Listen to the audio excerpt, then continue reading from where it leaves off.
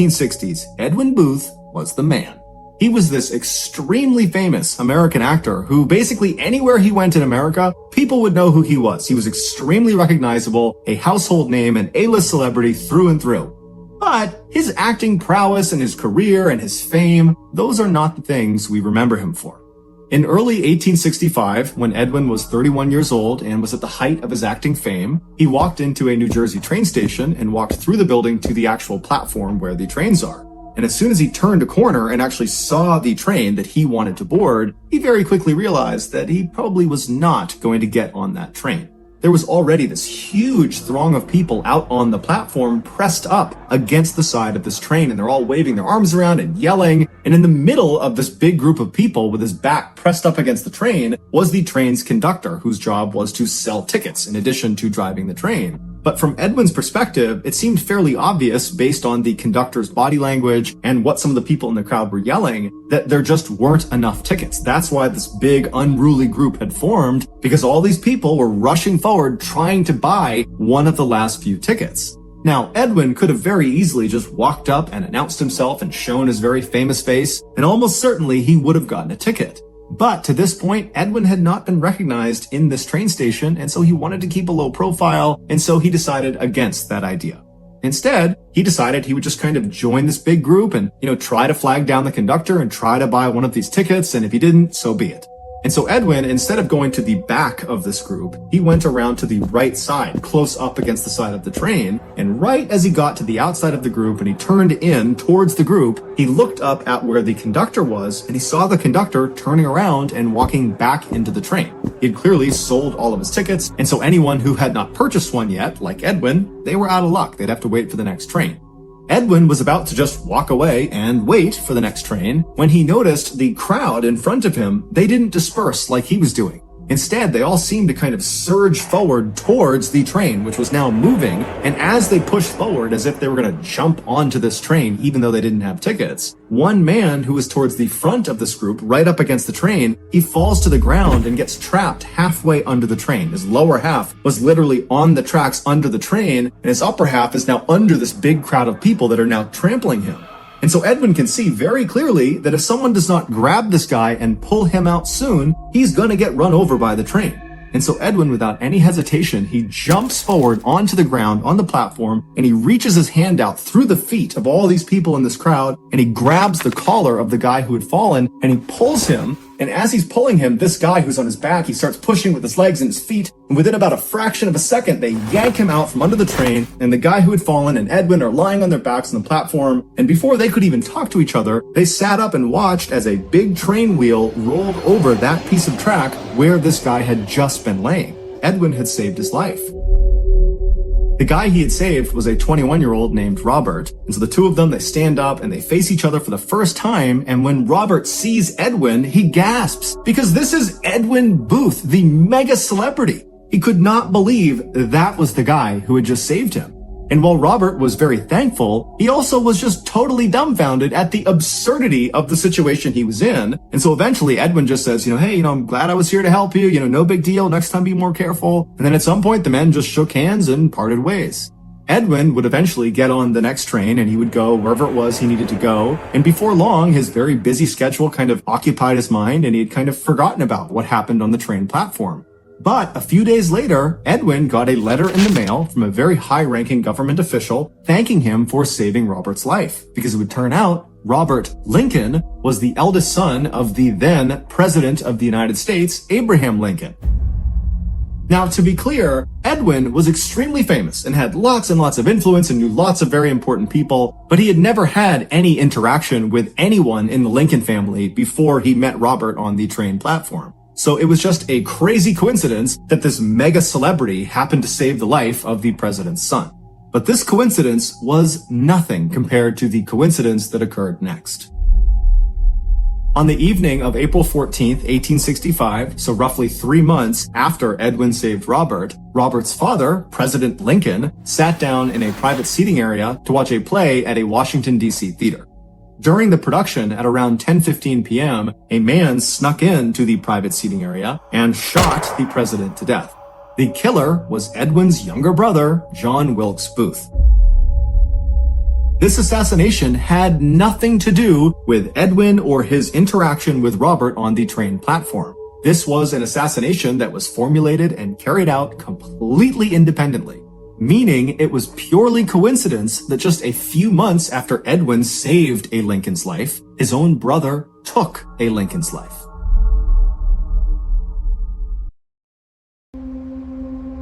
Next story. With his wife and 2 daughters. While his life was not exactly exciting, it was good. He lived in a quiet and safe neighborhood, and Michael, who used to be a carpenter, was now semi-retired and got to spend the bulk of his time with his friends and family. But that year, something really started to bother him. 10 years prior, Michael had split up with his first wife, and after their divorce was finalized, his ex-wife and the daughter they had together, her name was Lisa and she was 21 at the time, those two stayed in the family home in Sudbury, England, and Michael moved south about an hour and a half to Bow, East London.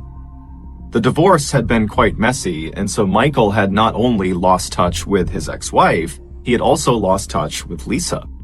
And so fast forward 10 years back to 2007, and Michael and Lisa had not spoken since the divorce, and Michael found himself suddenly feeling this unbelievable wave of grief over the loss of his relationship with his first child. And so after speaking with his current wife and his 2 other daughters, he decided that he had to go find Lisa. He had to be reunited with her. The only problem was, he didn't know where Lisa lived, he didn't have her contact information, and he didn't know where his ex-wife was, so he couldn't even ask her how to get in touch with Lisa. However, he did have the street address of where they used to live in Sudbury, England, and so he decided that would be his starting point. So in August of that year, Michael and his 2 other younger daughters, they hopped in the car and they left Bow, East London, and they headed up to Sudbury. And when they got there, Michael navigated to his old street, which had brick houses lining each side of the road, and he drove down until he spotted his old house, and he parked right out front, and then he alone hopped out of the car, and he walked up to the front door, he took a deep breath, and then he knocked on the door. When the door opened, it was not Lisa, it was not his ex-wife, it was some other family that he didn't know, and they didn't know Lisa or his ex-wife, and so they said, good luck finding your daughter, but we don't have any information for you. And so Michael was crushed, but he thanked them, and he turned around, and he went back to the car, and he told his other daughters about what he had just learned, and then from there, the trio just kind of began driving around Sudbury, half looking for Lisa out on the streets, although none of them thought they would actually find her, and then also kind of discussing what they were going to do next, because now they had nothing. And so as they're driving around the streets of Sudbury, they come to the realization that their best bet at finding Lisa is putting some sort of story in the local newspaper that hopefully she would see, and then she would contact Michael. And so they drove to the headquarters of the local paper, the Suffolk Free Press, and they went inside and they managed to speak to a reporter. And after telling the reporter Michael's story about how he's lost touch with Lisa, the reporter thought, you know what, this is actually a pretty interesting story, and I'd be happy to do a small feature on you guys. And so the reporter, along with a photographer, brought Michael and his 2 daughters outside. They took a picture of them, and then they told Michael, in the next edition of the paper that will run in a couple of days, we'll run this picture along with a little write-up about how you're looking for Lisa, and we'll put your contact information in there, and hopefully she sees it and she reaches out to you, and you can be reunited and live happily ever after. And so Michael thanked the reporter and the photographer, and then he and his other 2 daughters hopped in the car and headed back to Bow, East London. In 2007, at the same time that Michael was beginning his search for Lisa, Lisa was actually beginning to think, you know what, I want to go find my dad.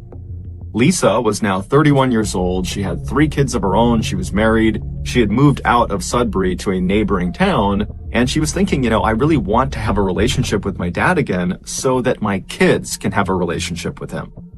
And so she began speaking with her mother and with friends about how she should go about finding her dad. Because like Michael, she didn't have his contact information. She didn't have a phone number. She didn't know anyone who would. And then when she went on social media to look for him, he wasn't on there. And so she was kind of at a loss.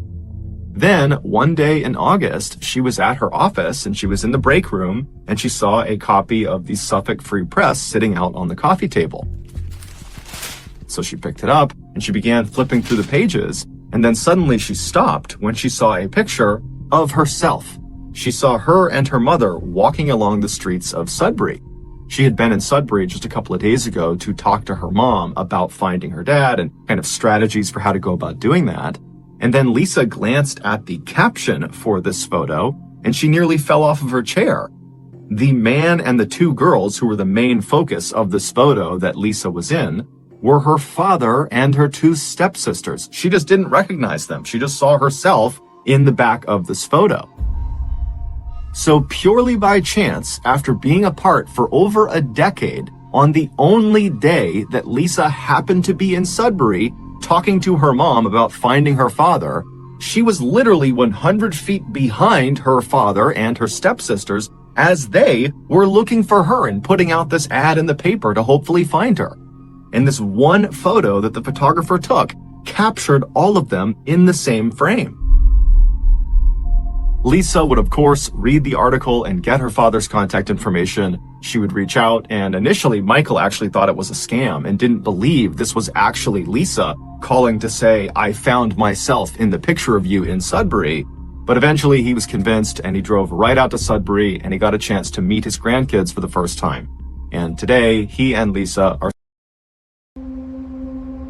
Next story. Got a job working construction on the Hudson River Railroad in New York. At this time in America, railroads were being laid all over the country, and so lots of workers like Phineas were needed to blast rock out of the way to lay down these railroad tracks.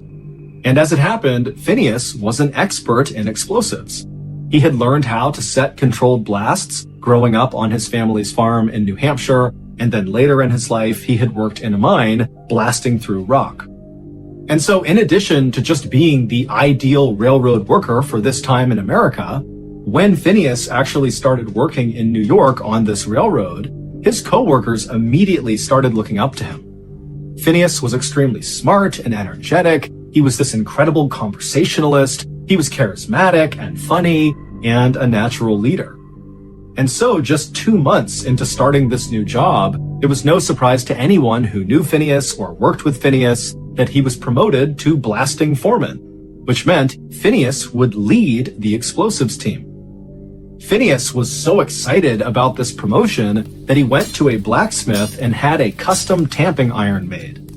A tamping iron is a long metal rod that's used to pack explosives.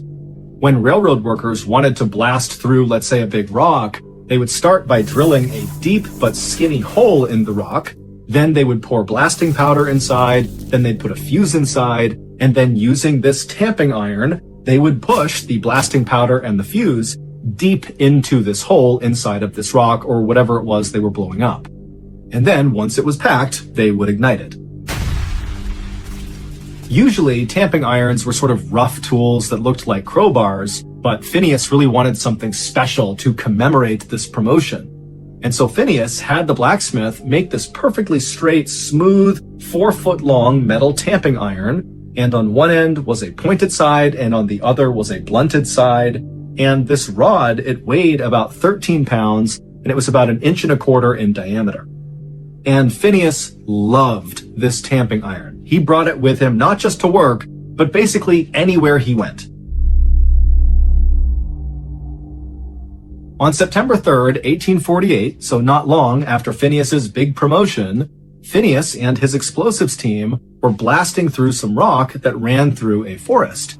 And Phineas, he was right up front over the blasting site, helping them prep the explosive. His team had drilled that long, deep, skinny hole into the rock they were about to blow up, and then blasting powder was put inside, a fuse was put inside, and then Phineas took his tamping iron and began packing the powder and fuse deep into the rock. And the way he did this is he used the blunt end of his tamping iron to pack the explosives, which meant the pointed end was sticking out of the rock. And so as Phineas is doing this, someone behind him slipped on a rock. One of his men tripped or something, and so Phineas, with his hands kind of on his tamping iron, turned to the right to look and see what was going on.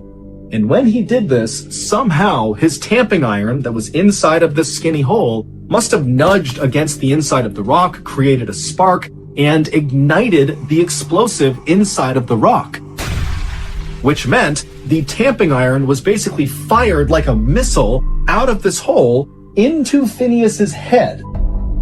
It went in his cheek, up behind his left eye, up and out of his skull, and then shot 80 feet away, landing on the ground covered in Phineas's blood and brains.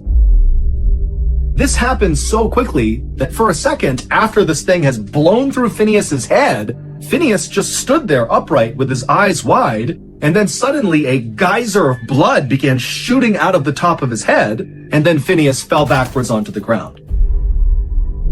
When Phineas's body hit the ground, he began having a seizure, at which point his coworkers, who were still kind of shaken up from this sudden blast, they rushed over and tried to kind of position him in a way that he wouldn't hurt himself. But I mean, they're looking at him and he's literally missing half of his head. He's covered in blood. And they're thinking, there's nothing we could do for him but basically wait for him to die.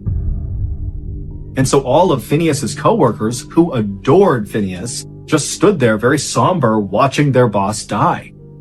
But eventually, Phineas stopped having a seizure, and then he opened his eyes and he looked up at his crew and he sat up and he said, "What happened?" Now remember, half of his head has been blown out by a 13-pound, 4-foot-long metal rod that has shot through his head. And his coworkers, when they heard how clearly he was speaking and how focused his eyes were, they couldn't believe it. How in the world is this guy alive, let alone having a coherent conversation with them? And so the coworkers told Phineas, "Please lie down, we'll get you help, lie down, relax." But Phineas, who still had blood also shooting out of his head, just kind of stood up casually and walked over to the railroad cart and signaled for his crew to take him back into town. And so the crew, they're looking over at Phineas, who now is literally head to toe just red from blood. Still bleeding, but less so, and he's just sitting on the railroad cart waiting for them. And so they walk over to him and they start the slow 1-mile journey into town on this railroad cart. And the whole time they're all kind of looking at Phineas, expecting him to die any second. But instead, Phineas is just kind of looking around with half of his head. And at some point he pulled out his logbook and carefully wrote down what time they were leaving their work site to make sure his crew was accurately paid. And then finally they reached town and Phineas was still very much alive and looking around, acting like nothing had happened to him. And the coworkers helped him to his hotel, and Phineas just sat outside on a chair in front of his hotel, just people watching, while his crew went and got a doctor. A doctor soon arrived, and he too was completely shocked at Phineas's appearance, but even more so was Phineas's eyes. He looked at the doctor, and his eyes were totally focused, like he was all there, totally lucid, looking at the doctor, waiting for him to come over and help him out with his little injury. And when the doctor kind of timidly approached Phineas, Phineas very famously said as he sat on his chair, "Doctor, here's business enough for you." Like everyone else, the doctor fully assumed that despite Phineas's miraculous recovery from this injury, that he would soon die from this horrific wound in his head. And so the doctor moved Phineas up into the hotel, put him in a bed, and then basically made him comfortable. Now, the doctor at this point was not trying to save Phineas. He felt like there was nothing he could do to save Phineas. At this point, it was like mercy. Let's make this as pain-free as possible for Phineas as he inevitably dies from this injury. But Phineas didn't die. He would break out of it and basically be okay again. However, his personality at first, after he came out of this state of delirium, was not really the same. No longer was he this funny, smart, charming, confident leader. Instead, he was this guy who seemed to have lost all of his inhibitions and was kind of childlike. He swore all the time. He would tell people he had these crazy plans he was going to go do, but he would never follow through with them. And he would tell his nieces and nephews these wild stories about himself that were obviously made up and not even close to reality. But overall, he was okay, even though you could see his brain pulsing underneath his skin on the side of his head that had been blown off. And within a couple of years of this injury, those changes to Phineas's personality kind of faded, and he really did become old Phineas. However, there was one unique quirk to Phineas post-injury that never went away. And that was Phineas's kind of unhealthy love for the tamping iron that had blown through his head. After his injury, Phineas kind of stopped making friends, and any friends he did have, he really didn't try to keep those relationships up. He didn't get married, he didn't have kids. Instead, the tamping iron became sort of like his best friend. He took it everywhere with him, even posing at one point with the tamping iron the way you would expect a couple to pose for a photo. 12 years after his horrific injury, Phineas would develop seizures, likely from the injury, and then he would die with his beloved tamping rod right by his side. His case changed neuroscience forever by showing that an injury to the brain could affect specific personality traits. Today, Phineas's skull and his tamping rod are on display. Next story. True creepy and scary horror stories from the Appalachian Mountains. In the autumn of 2021, a 24-year-old hiker named Elias Thorne, who worked as a land surveyor, entered the dense timber of the Monongahela National Forest for a weekend trek. He intended to document seasonal soil erosion patterns along the high ridges near the West Virginia border while testing new GPS equipment in deep terrain. Local dispatch logs from that evening indicate that the weather turned abruptly and a thick fog settled over the limestone valleys without any prior warning. Elias was a seasoned outdoorsman who understood the risks of the Appalachian landscape, but he reportedly failed to check in with his emergency contact. Investigators never confirmed if he strayed from the marked path or if the shifting weather conditions simply obscured the familiar landmarks of the trail. According to archive notes from the regional search team, Elias began to experience a series of equipment failures as he reached the higher elevations. The GPS unit displayed conflicting coordinates that suggested he was moving south, while his compass indicated a steady northern heading toward the primary base camp. He eventually decided to set up a temporary shelter near a rocky outcropping because the visibility had dropped to less than 10 feet. State records indicate that several other hikers in the vicinity reported hearing repetitive metallic sounds echoing through the trees during the late hours of the night. Some locals claimed that the sounds were merely the result of wind moving through abandoned mining shafts, but the county file from 2009 suggests otherwise. Elias woke up during the early morning hours to find that his heavy hiking boots had been moved precisely 3 feet away from his tent. There were no footprints in the soft mud surrounding his campsite, and the internal zipper of his tent was still locked from the previous night. He gathered his belongings in total silence while observing that the surrounding forest had become unnaturally quiet, as if the local wildlife had fled. Records conflict regarding the exact path he took to exit the forest, but Elias later stated that he felt a constant presence just behind him. The investigation concluded without finding any evidence of another person in the area, and the case remains a point of ambiguity for the local authorities. The state records from 2022 mention a second individual named Sarah Miller, who was a 32-year-old biologist studying local bat populations. Sarah was stationed in a remote cabin near the Clench Mountain Range, where she spent several weeks collecting data on nocturnal migratory patterns. Her logs mention that she discovered several strange markings carved into the trees surrounding her research site during the first week of her stay. She reportedly captured several audio recordings of a voice that seemed to mimic her own vocal patterns from the previous evening. Investigators never confirmed the source of the audio, but the archive notes suggest that Sarah became increasingly paranoid about her immediate surroundings. County files from 2015 describe an incident involving a park ranger named Marcus Reed, who was 45 years old at the time. Marcus was tasked with patrolling the northern boundaries of the Great Smoky Mountains, where several campers had reported seeing flickering lights in the distance. He arrived at a clearing near a decommissioned fire tower and discovered a collection of personal items neatly arranged in a circular pattern. The items included a digital watch and a pair of spectacles that appeared to belong to a missing person from 2012. Dispatch logs indicate that Marcus requested immediate backup after hearing a heavy breathing sound coming from the darkness just beyond his flashlight beam.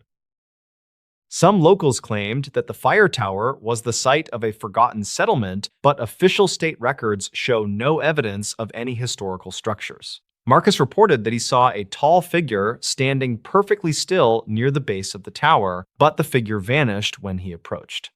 The county file from 2009 mentions a similar encounter involving a group of hunters who were tracking deer in the same region. These men reportedly abandoned their equipment and fled the area after witnessing a series of blue flashes emanating from the forest floor. Investigators never confirmed the cause of the flashes, and the terrain was later declared off-limits for several months following the incident. A third individual, named James Bennett, was a 50-year-old retired police officer who enjoyed solo camping trips in the Blue Ridge Mountains. In the spring of 2016, he planned a 5-day excursion through a section of the forest known for its treacherous slopes. James was equipped with a high-frequency radio and a detailed map of the region that he had used for over 20 years. Archived notes indicate that he sent a brief transmission on the second night, stating that he had found an unmarked cave entrance. The transmission ended abruptly with a sharp static noise that the dispatch center was unable to filter or identify using standard equipment. Search teams arrived at the coordinates of the cave entrance only to find that the opening had been blocked by a massive rockfall. They discovered James's radio sitting on top of a flat stone, but there was no sign of a struggle or any physical tracks. Records conflict about whether the rockfall was a natural occurrence or if it had been triggered by an external force during the night. Some locals claimed to hear a muffled tapping sound coming from behind the rocks, but the sound was never captured on official recording devices. The state records from 2017 officially closed the case as a tragic accident involving an unforeseen geological event in a remote area. Investigators later discovered a series of photographs on James's camera that depicted a dark corridor lined with what appeared to be rusted metal doors. The photographs were blurry, and the light source was insufficient to provide a clear view of what lay beyond the threshold of the cave. Dispatch logs from that period show that several unauthorized individuals attempted to access the site before it was permanently sealed by the county. The county file from 2009 mentions a local legend about a hidden facility, but no evidence of such a place exists. James remains missing, and the true nature of the unmarked cave entrance continues to be a subject of intense local debate. In the winter of 2018, a 29-year-old geographer named Thomas Vance traveled to the rural outskirts of Kentucky. Thomas was employed by a private environmental firm to map the underground water tables and limestone aquifers hidden beneath the rugged hills.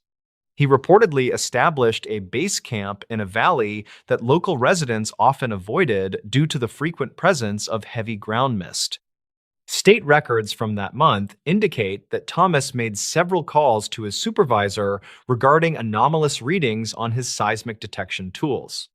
The readings suggested that a large hollow space existed directly beneath his tent, but no known maps indicated any subterranean tunnels. According to dispatch logs, Thomas reported that the ground beneath his feet felt like it was vibrating rhythmically every night at 3 a.m. He decided to document the phenomenon using a high-sensitivity microphone and a series of motion sensors placed around the valley floor. Archived notes show that Thomas recorded a sound that resembled a low-frequency hum that caused structural damage to his electronic gear. Investigators never confirmed the source of the vibration, but the county file from 2009 mentions similar reports from local farmers. Thomas was found 3 days later wandering along a remote logging road in a state of deep confusion and physical exhaustion. He reportedly claimed that he had seen a series of vertical shafts hidden beneath the thick brush that were lined with smooth glass. The state records indicate that Thomas had lost all memory of how he had escaped the valley or where his equipment went. Search crews returned to the campsite, but they discovered that the entire area had been swept clean of any human presence. Even the flattened grass where his tent had stood was now standing upright as if no weight had ever been applied. Records conflict on whether Thomas suffered from a medical episode or if he had encountered Next story. were never made public.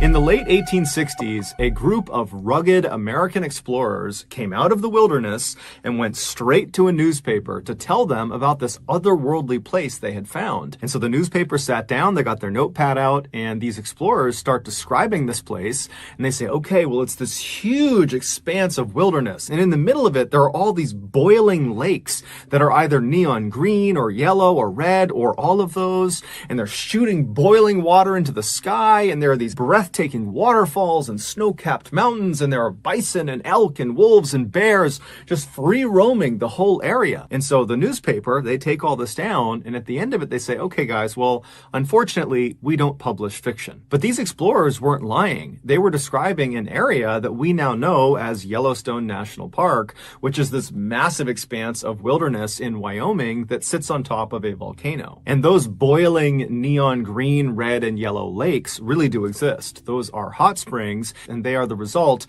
of water passing by and making contact with underground magma chambers. Today, Yellowstone is so popular that every year millions of people go to the park, and so as a result, the park employs hundreds of people year-round to keep up with tourism. Many of these employees are young people, like college students, and in addition to being paid for their work, the park also offers them the ability to live in employee housing, which are basically dormitories spaced all across the park to make it easier to just be on site and do their job. And these dormitories are either free or very low cost. And so these young people typically take up that offer and will stay inside of these dormitories for as long as they're working at the park. And so in 2000, a 20-year-old summer employee named Sarah Hulfers, she was staying in one of these dormitories in the park, and she was in her room when a group of other young employees that were staying in this dorm came down the hall, and they knocked on her door, and they asked her if she wanted to come with them to go swimming. And so Sarah, she had a day off and she wasn't doing anything. And so she said, sure, I'll come with you guys. And so after they all got their bathing suits on and got their towels and snacks packed, they left the dormitories and got into a couple of cars. And then they drove over to this dirt lot that was right up against this huge forest. And so they parked, they got out, and they make their way over to this trailhead that begins in the parking lot and goes straight into this forest. And so they walk down this trail until the trail goes right out of the forest and brings them to the edge of this river. And this river was called the Firehole River. It was called that because the surface of this river steamed, and it gave the impression that this river was on fire. The reason this happened is some of the water flowing through this river would pass by those underground magma chambers, warming it up. And so this is a lot like the hot springs, except on a much smaller level. The hot springs are boiling, whereas this river was just slightly warmer to the point where it would steam. So totally safe to swim in. So Sarah and the rest of this group, they come out of that trailhead and they're standing on the edge of this beautiful river, and they walk down to the edge and they all jump in and they have this great day. They're swimming around, they're playing games, and they were only expecting to be there for a couple of hours, but they were having so much fun that before long, the sun had gone down and they were still in the river. And so when it was dark out, they finally climbed out of the river and they toweled off, and then they realized they had a bit of a problem. Because they did not expect to be there for as long as they were, no one had brought flashlights, and the way back to the parking lot would be going along that trail through the forest, but that was a pretty far trail, and it's totally pitch black out. There's no ambient light. And realistically, there's some pretty big animals that live inside of that forest. And so some people in this group were a little bit nervous about walking through this forest. But ultimately, about half of the group said, you know what, whatever, let's just run through the forest and get back to our cars as fast as we can. I'm sure nothing will happen to us. And the other half decided they would look for an alternative route that would skirt the forest and allow the moonlight to be their guide along the way. That second group was made up of Sarah, along with two 18-year-old boys named Lance Bucci and Tyler Montague. So Sarah and these two boys, they're standing there and they're watching the first group go into the forest and disappear. And then she, along with these two guys, they turn right and they begin skirting the river and walking around the forest. And so they walk downstream with the river on one side and the forest on their left, and they're walking for a while until they see up ahead on their left, it looks like the forest is starting to thin out maybe a little bit. And so they took that as an opportunity to cut left and basically begin then kind of going straight towards the parking lot, which was generally off to their left. And so they make that turn, they start walking, and the terrain is relatively open. It's this big open field with a couple of trees here and there. It was pretty easy to navigate, and they felt like, hey, we found a great alternative route. The moonlight's still shining through. We got great visibility. And so they're walking along happy as can be. And then they see there's a couple of streams up ahead. They get to the first stream and it's not that big, so they jump across it. They get to the next stream. It's still not that big. They jump across that one. And then they get to this third stream and they realize, it's still pretty small, but it's significantly bigger than the last two. And so if we mistime it, we could fall into it. Now, this was not some huge deal. They were already wet from having gone swimming, but they didn't want to jump in this stream. And so they considered walking off to the right and trying to find an area that was more narrow they could jump across more easily. But they figured they were probably within maybe 100 or 200 feet of the parking lot. They couldn't see it, but they knew they were close. And they really didn't want to go farther and farther away to only have to just jump over this thing anyways. And so they decide, you know what? Let's just jump across it. Let's just do it. If we fall in, we fall in. And so the three of them backed up from the stream to give themselves some running room. And then they grabbed hands. And at the same time, all three of them ran forward and leapt across the stream. And they cleared it. They landed on the other side, but the ground they landed on was kind of loose and soft. And so it kind of crumbled underneath them and they all fell backwards into the stream. In the darkness, this stream had looked like the other two streams they had seen, albeit a little bit larger. And so they were not thinking this could be potentially hazardous if they fell into the water. But it would turn out this stream was extremely hazardous. It was nothing like the other two streams they had encountered. This one was runoff from a nearby hot spring. And so the temperature inside of this stream was 178 degrees Fahrenheit. So it was practically boiling water and it looked like it was shallow, but in fact, this stream was 10 feet deep. And so when this trio fell into these scalding waters, they let out blood-curdling screams, and the other group that had ran down the forest path, they had got to the parking lot and were waiting for them. And so they hear this scream and they just take off running in the direction of the screams. They cut right through the forest and they come out to that field and they find Lance and Tyler are on the edge of the stream, desperately trying to pull Sarah out of the water.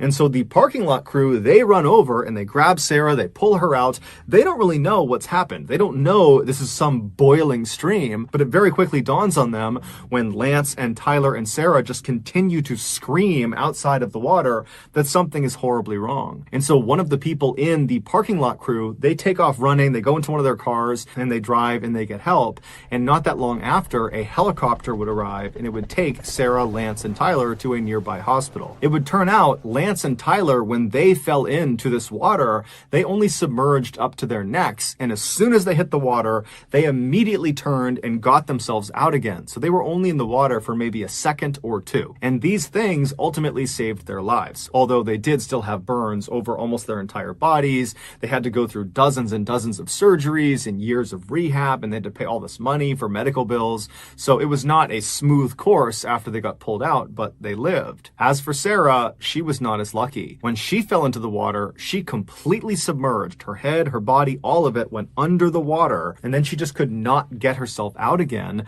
And so she stayed in the water much longer than the guys did. When she was admitted to the hospital, despite the fact she was talking and conscious, the doctors very quickly realized they had a big problem with her. A third-degree burn, or a full thickness burn, is when the outer layer of skin gets destroyed and also the inner, deeper tissues of the skin also gets destroyed, including the cells that are responsible for reproducing skin.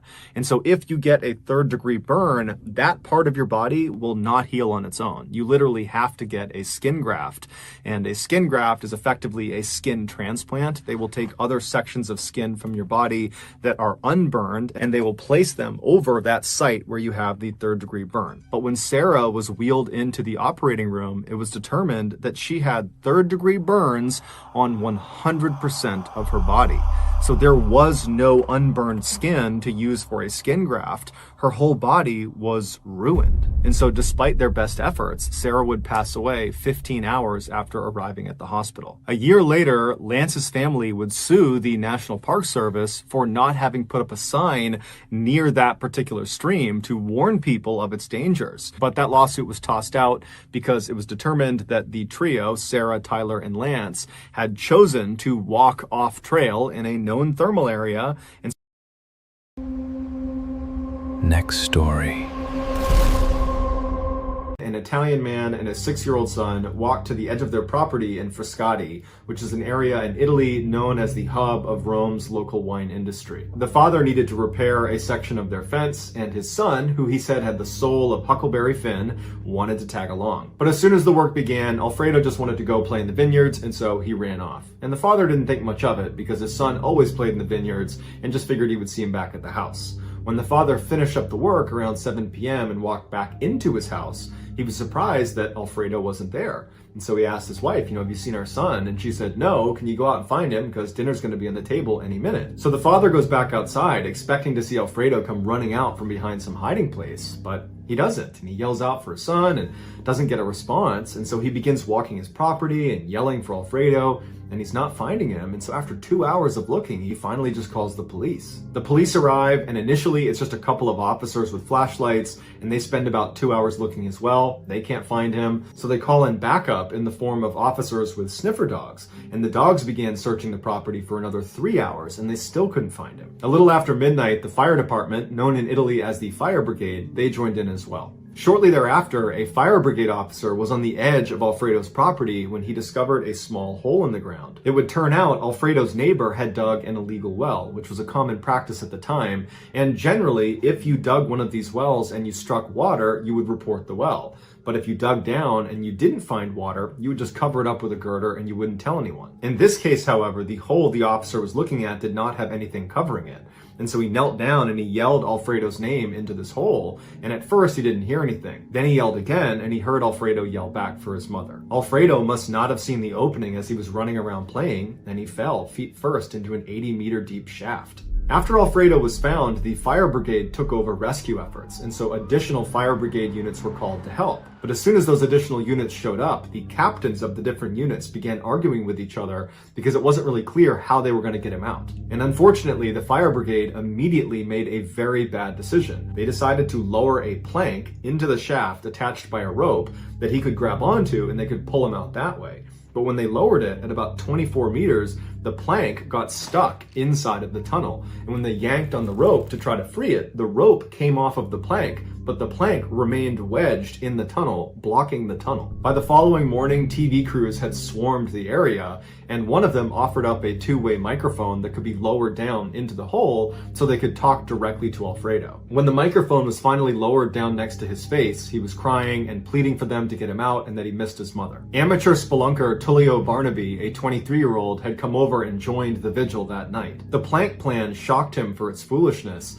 and so too did the scene. It was like everyone and no one was in charge. The well opening had been widened in hopes that a very skinny person would be willing to be lowered down to remove the piece of wood that was obstructing the tunnel. And since Tullio was a spelunker and was comfortable in confined spaces and was pretty skinny, he volunteered himself to do it. As he was lowered down, he quickly realized the inside of this tunnel was not a straight shot. It was more like a corkscrew. And so because of its windy nature, he was not able to get down to the wood. And so he signaled to go back up again. And when he reached the surface, he didn't have the wood in hand, but he told the fire brigade that because of the windy nature, it's unlikely Alfredo fell all the way to the bottom. He's probably stuck somewhere in the middle, which is a good thing. But we have to be really careful as we pull him out that we don't do anything that unintentionally causes him to slip farther into the hole. Tullio's suggestion was they go out and recruit professional spelunkers to be involved in the rescue because they would understand how to get someone out of such a tight space so far down in the ground. But the fire brigade disregarded his advice and said we don't have enough time for that. At 6 a.m. the next day, about 12 hours after Alfredo's fallen into the swell,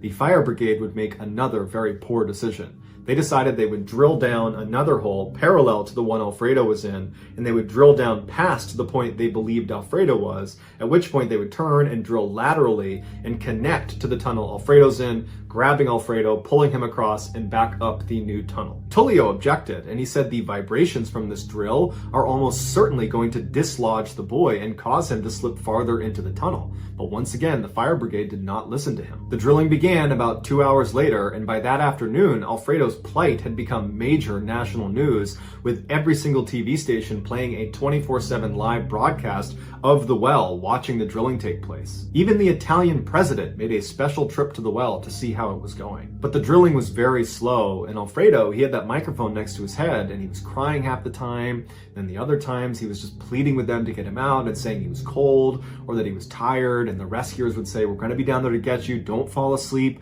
we're going to get you out of there." Finally, after 36 hours, they had drilled all the way down to their intended stopping point, and they began drilling across into Alfredo's well. When they finally broke into Alfredo's well, rescuers rushed in with flashlights and looked up and looked down, and there was no sign of Alfredo. And they called it up to the top, and they said, "He's not here." And then all of a sudden, they heard a faint voice coming from all the way down at the bottom of the well.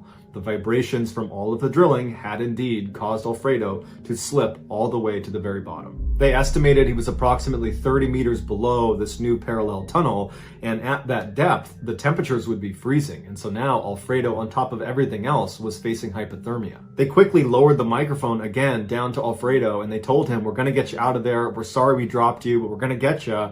And Alfredo's voice came back weak. He was tired, he was sore, he was freezing, he was crying. It was like the situation was just getting so much worse by the second, and rescuers knew they had to get to him probably in the next couple of hours, or that was it. And so another skinny man volunteered to go down into the hole, and they lowered him, and he would go all the way down to the bottom where Alfredo was. And he would call up that he found him and that Alfredo was alive. But Alfredo was stuck waist deep in this mud that the guy could not pull him out of. And so every time he'd begin to raise him slightly out of the mud, he'd lose his grip and he would fall back into the mud, going deeper into the mud each time. And after the 7th time of not being able to do it, Alfredo was getting dangerously close to being neck deep in the mud. And so the guy had to be pulled back out again. As soon as he was pulled back out again, more men volunteered themselves to go in there and try to yank him out, but many of them were not able to even get down to Alfredo. They would get stuck along the way. A couple did get to Alfredo, but they said his condition was worsening, he was weak, he wasn't even assisting trying to get pulled out. It was clear they were reaching the end. Finally, at 6:36 a.m. on Saturday, so 2.5 days after Alfredo fell in, they could not get him to respond on that two-way microphone. And so they sent down a sonar probe, and they could not detect a heartbeat, and doctors declared him dead. The next day, liquid nitrogen was poured into the hole to preserve the body, and then 31 days later, they were finally able to extract it. After it was all over, the 25 million plus people that watched this take place live on television were crushed with what happened to Alfredo. There was a general sense that lots of people let this poor child down, which led to his death. But the person who was ultimately held accountable for it was the neighbor, who had illegally dug the well. And so the neighbor was charged with manslaughter and Next story. On the afternoon of December 15th, 1997, a brand new mother named Luz Cuevas sat on her couch in her little apartment in Philadelphia, Pennsylvania, cradling her beautiful 10-day-old baby girl who she had named Delamar Vera. And in the room with Luz and her daughter were some members of Luz's extended family who had come over to meet the baby. And so for about an hour, the family all took turns, holding the baby and complimenting how cute her little dimples looked, and then eventually the baby started to get fussy, at which point Luz said she was going to take her upstairs and put her to bed. And so Luz brought Delamar upstairs to her nursery, and she put the baby down in her crib, and she stayed with her for a bit until Delamar finally had kind of dozed off to sleep. And so after being sure that her daughter wasn't going to stir, Luz got up and she began making her way towards the door, and right before she left, she made sure to plug in the space heater for her daughter's room to make sure it would stay warm enough while her daughter slept. And then after that, she left the room, shut the nursery door, and went back downstairs to rejoin her family. Luz's family didn't stick around much longer after Luz came downstairs, and after they were all gone, Luz realized she was totally exhausted, and her daughter was still fast asleep upstairs, and so Luz decided she would also lie down and try to take a nap herself. But as soon as she closed her eyes, she heard this loud thud sound coming from the second floor. And it sounded like something really heavy had smashed into the ground. And she's thinking, her daughter's up there. Could that be her daughter somehow falling out of the crib or something? And so Luce jumped up, sprinted upstairs, and as she looked down the hall, she could clearly see there was black smoke billowing out of her daughter's nursery. And so Luce charges down the hall, she opens up the door, and she looks into her daughter's room, and it's completely engulfed in flames. I mean, everything is on fire, but it's her baby girl in there, and so without any hesitation, Luce charges into the inferno. But when she gets up to the crib, the crib is so completely on fire that when she looks in, she can't even see her daughter. And so in a craze, she begins looking around the room, thinking maybe my daughter did fall out of the crib and she's somewhere else in the room, but everything is on fire. She can't see anything.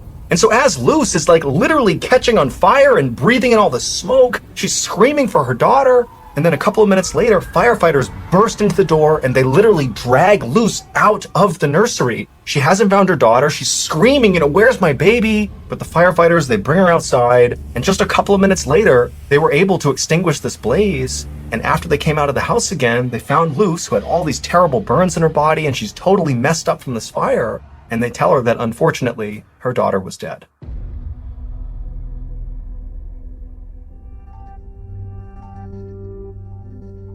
After Delamar's death, Luce's life completely fell apart. I mean, the grief was so immense. It was like she could no longer function in society. I mean, she actually retracted from the world, stopped interacting with people, didn't see her family. She wound up getting a divorce from her husband just over the grief and the sadness of losing this child. I mean, it was like her life basically ended when her daughter's life ended. But on top of that, Luce also felt this incredible sense of guilt because after the fire, the investigators told her that the cause of the fire, although not conclusive, was very likely from that space heater she had plugged in right before she had left the room. And so, of course, Luce is feeling this incredible burden for having potentially killed her daughter, but also she just began to obsess over the details because, again, it wasn't conclusive that it was the space heater. That was their best guess as to what caused the fire. And so Luce began to wonder, was it something else? Was it preventable? What was it? Basically, Luce became completely obsessed with what happened to her daughter. It was like the only thing she ever thought of for years.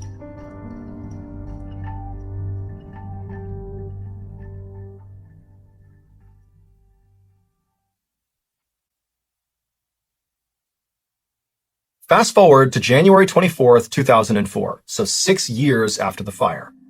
And on this day, Luce was invited to a family party. There was a get-together, and, Luce basically never went to any family function or really left her house much at all.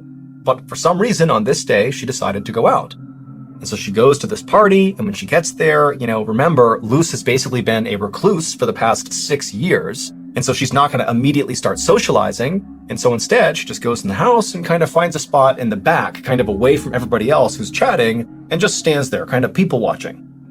And as she's doing that, something catches her attention off to the side. And when she turns to look at it and sees what it is, she immediately just freezes. 3 days later, Luce walked into the office of a local state legislator, and after saying hello, she sat down, reached into her purse, and pulled out a little plastic bag that contained a folded up napkin. And she slid it across the table to the legislator. So he picked up the bag and stared at it inquisitively as Luce dove into this wild explanation about what was in this bag and why she was here. And at the end of this totally off-the-wall, insane-sounding story, the legislator was left just kind of staring at Luce and looking back at the bag in total shock. And then finally, after a couple of moments of silence, the legislator just said, "Okay, yeah, I'll see what I can do." It would turn out the fire was not caused by the space heater that Luce had plugged in right before she left her daughter's room. Instead, police believe after Luce came downstairs and tried to take a nap, somebody broke into her apartment, went into the nursery, and set the fire on purpose, but not before abducting the baby. And that person was one of Luce's own family members who had been at her apartment that day celebrating the birth of Delamar Vera. It was Luce's husband's cousin, Carolyn Correa.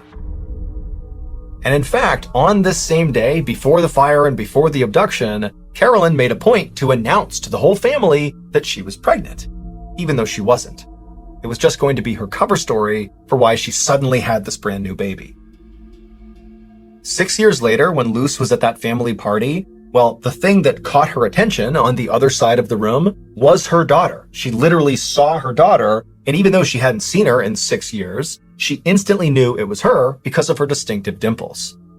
Now, Luce knew she couldn't just suddenly yell out like, "That's my daughter!" So instead, she came up with this plan. She walked up to the girl and very discreetly said, "Hey, honey, I think you got some gum in your hair." And so as she pretended to pull gum out of the child's hair, she carefully plucked a few strands and put them inside of a napkin and put it inside of her pocket. And then 3 days later, she brought that hair inside of that plastic baggie and she gave it to the legislator and basically said, "Here's what I think happened. I think she stole my kid. Can you test it for DNA to prove that girl is my daughter?" And the legislator was like, "Okay, I'll give it a shot." And lo and behold, that hair would prove that girl at the party was her daughter. She did not die in that fire. Carolyn Correa was sentenced to 9 to 30 years in prison for abduction. She originally had an arson charge against her as well, but investigators could not actually prove how the fire started, and so they ultimately dropped those charges.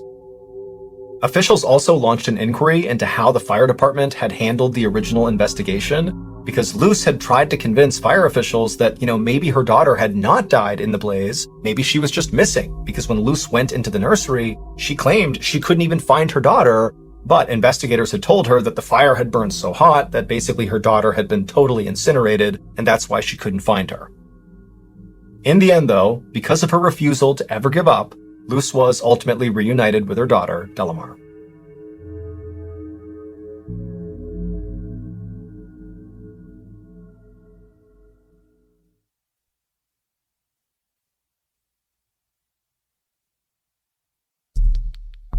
The next and final story of today's episode is called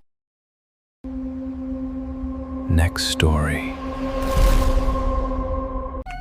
In 2003, 27-year-old Kurt Smith was employed as an engineer for the German shipping company called Hapag-Lloyd. Over the past year, he had completed 2 separate 4-month-long deployments with this company, and he enjoyed the work enough that he asked for a contract extension. It was granted, and on July 11th of that year, he boarded the CM London Express to begin his 3rd deployment. 3 months into it, one of the ship's pistons broke. The piston is the part of the engine that goes up and down inside the hollow cylinder of the engine block. They would need to turn off the engine in order to make this repair, and so they made an unplanned stop in Savannah, Georgia. Once they got there, Kurt, along with 7 people under his command, headed down to the engine room to begin the process. Over the next several hours, the men were able to extract the broken piston and put in the new one. But this was back-breaking work. It was so hot in the engine room. What they're moving around is so heavy and cumbersome, and they're all bickering with each other. And at some point, Kurt called out the foreman for being lazy, and the foreman did not like that, and he was very popular amongst this group. And so by the end of getting the piston back in, everybody in there just totally resented Kurt. But ultimately, they got it done, and Kurt cut everybody loose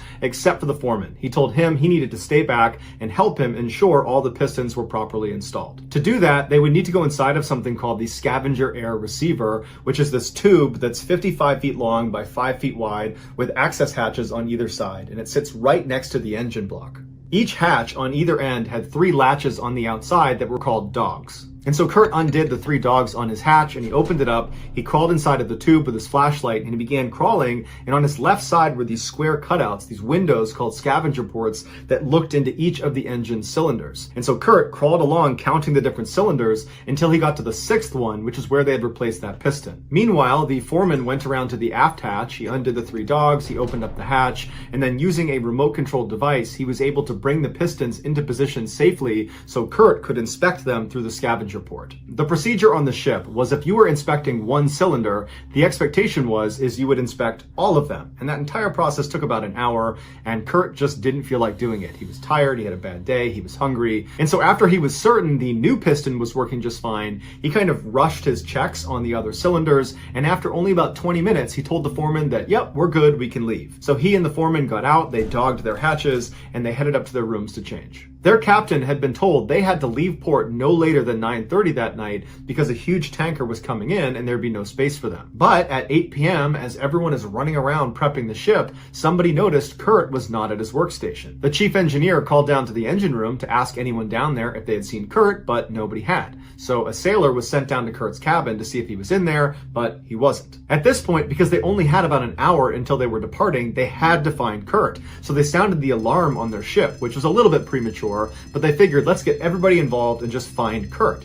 And so everybody stopped what they were doing and began searching the ship. During the search, a sailor was down near the scavenger air recovery space, and he noticed on the forward hatch there was a little piece of rag poking out of the top right corner of the forward hatch, and the lower two dogs were not set. He knew they were having issues getting a good seal on this particular hatch because there was a divot in one of the O-rings. And so he figured someone must have put a rag right over that divot to try to help seal this hatch, and they just forgot to shut the two lower dogs. Now, it did cross this sailor's mind that Kurt could have gotten inside of the scavenger air recovery space and then somehow got locked inside, and so he did want to investigate. However, there was a very strict policy about who was allowed to actually open up the scavenger air recovery hatches. And it wasn't this sailor. It was only the foreman, the chief engineer, and Kurt. And so this sailor decided to play it safe and just close the lower two dogs, and then told his superior that there was this weird rag poking out of the forward hatch and that someone should go down there and open it up and see if Kurt's inside. And so his superior went and told the chief engineer. And so as the chief engineer is making his way down to check on this strange rag situation, the foreman, completely independently, had gone around to the back of the scavenger unit to the aft hatch, so not the one with the rag poking out of it, and he unlocked the three dogs. He opened the hatch, he looked inside and shined his light, didn't see anyone, shut the hatch, locked all three dogs, and then began to walk away right as the chief engineer came down and saw him. And he saw him securing the scavenger air unit, and he said, "Hey, I was just coming down here to check to make sure Kurt wasn't in there, and you just checked, right? He's not in there?" And the foreman said, "Yeah, no one's in there, it's all good." And so the two of them, the foreman and the chief engineer, did not check on the rag, they just left. The search for Kurt continued on the ship, but they could not find him. And so as 9:30 was approaching, the captain called the port authority, and he said, "Hey, we're down someone, can you please send someone out to look around?" And so a search on the land began, but they couldn't find Kurt. And so finally 9:30 came around, and the big container ship that was supposed to come in and take their place was just waiting right out in the water for them to leave. And so the captain did his best to linger for another 10-15 minutes, but finally they were forced to leave, even though they had no idea where Kurt was. So they fired up the engine and they left. The general consensus on the ship was that Kurt must have fallen overboard and drowned. Or maybe he ran ashore and ran off, but that was very unlike him. And so an investigation was launched, but it would probably be a while before anybody found out what happened to him. Finally, 2 days later, they arrived in port at Norfolk, Virginia. They powered off the engine and they got the ship ready to be put into harbor mode, where basically they open up all the hatches and they prep it to sit there for a while. And during that process, the foreman went down to the scavenger air recovery space and he opened up the forward hatch and he found Kurt. Although no one has all the details of what happened to Kurt, the leading theory is 2 days earlier, when he had done that abbreviated check of the engine cylinders, when he had basically cut it short with the foreman because he just didn't want to do it, he had gotten back up to his room and started to think to himself that if anything goes wrong with any of those pistons, that I'm going to be to blame because the foreman was with me and I called the foreman lazy earlier and he doesn't like me, and so he's bound to turn me in. So Kurt decided he would go back down and do a more thorough check. But he didn't want anybody to know he was second guessing himself, and so he was going to do this alone, even though it was a huge no-no to go inside of the scavenger air unit by yourself. Because if you manage to get stuck in there by yourself, horrible things are going to happen to you, and there's nothing you can do to stop it. But Kurt was confident, so he headed down, he undogged the forward hatch, he swung it inside, he climbed in with his flashlight, and then somehow, once he got inside, he managed to fall backwards and hit the hatch door so hard that it swung shut, slammed, causing the upper dog to swivel and rotate down and lock him inside. He knew that nobody knew he was in there. He had made sure that nobody knew he was in there. He screamed for help, but nobody could hear him. The ship was so loud as it was, and being inside of this tunnel, no sounds getting out of it. And so he's looking around thinking what he should do, and he looks back at the door, the one that's sealed right behind him, and he sees the very top crack, there's a tiny sliver of light. Because even though one dog had sealed him in, because the other two had not, there was a little gap in the seal. And so he thought if he can just wedge his dirty rag into that little space and push it out onto the other side, someone will see it, will clearly recognize there's a foreign object hanging off of the forward hatch, and they'll have to open it up and they'll find me. And so once he wedged his rag up and through, he was confident he would be found, and so he slouched down against the back of the hatch and he just sat there waiting to be found. And then a little while later, he heard the sound of somebody not opening the hatch behind him as he thought they would, but instead locking the two dogs, making sure it doesn't open. He must have got up and turned around and screamed for them, but again, they can't hear him. And then a couple of minutes later, on the other side of the tube, 55 feet away, the aft hatch opened up briefly. Somebody shined their light in. It didn't hit him. He tried to yell for them. They didn't hear him. And then he saw them shut the hatch, and he heard the sound of them locking all three dogs. At this point, you got to figure that Kurt's fear is at a primal level. He knows at any moment, if somebody doesn't get him out of here, this is going to become a death trap. And so as he's looking around, just wondering what's going to happen, he would have felt the incredible pressure start to build up in his ears. It would have taken him to his knees, it would have been crushing in his skull, and he would have heard the sound of each of the hatches being pressed up against their O-ring as the room began to pressurize. And then he would have heard the sound of the pistons beginning to churn inside of the engine cylinder right next to him. And at that point, he would know there's no hope. And slowly, horribly, that room would begin to heat. Next story.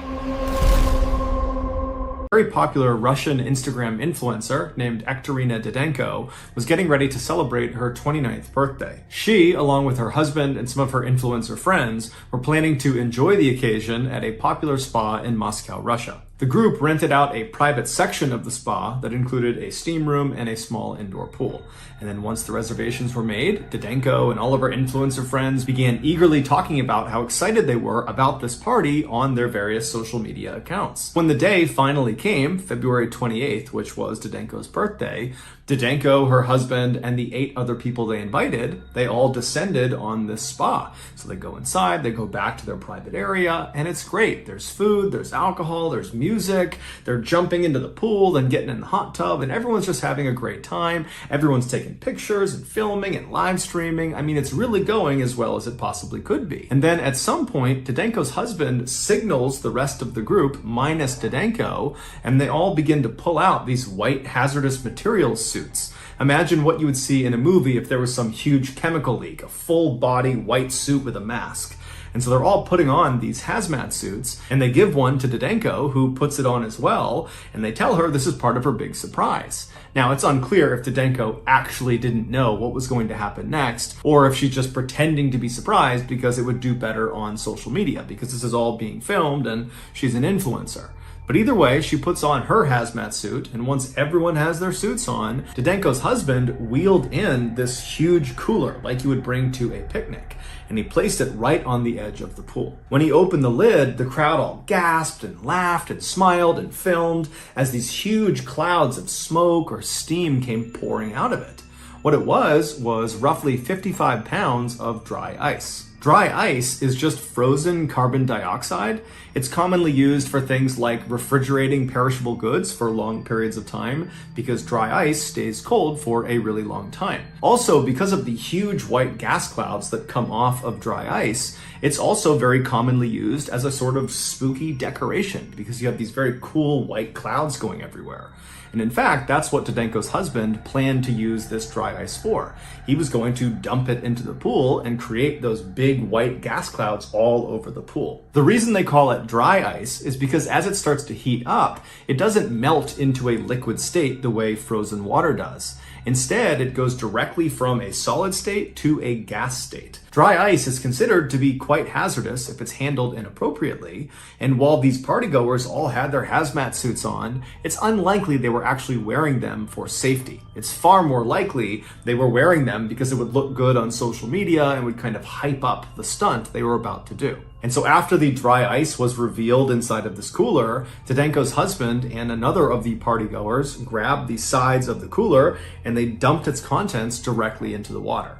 And as soon as the dry ice hit the water, it rapidly began to warm up, which caused a massive, almost explosion of carbon dioxide gas to completely fill the lower half of the room. Now, none of the partygoers are even a little bit fazed by what's happening. They don't realize how dangerous this actually is. And so they're just filming and laughing and kind of thinking this is so funny. And then Didenko's husband actually leaps through the cloud into the water and kind of disappears below. And then shortly after that, 2 other partygoers partygoers would also leap into the pool. One of the main reasons dry ice is considered to be so hazardous if handled inappropriately is because dry ice emits that carbon dioxide gas, which at high concentrations will displace oxygen.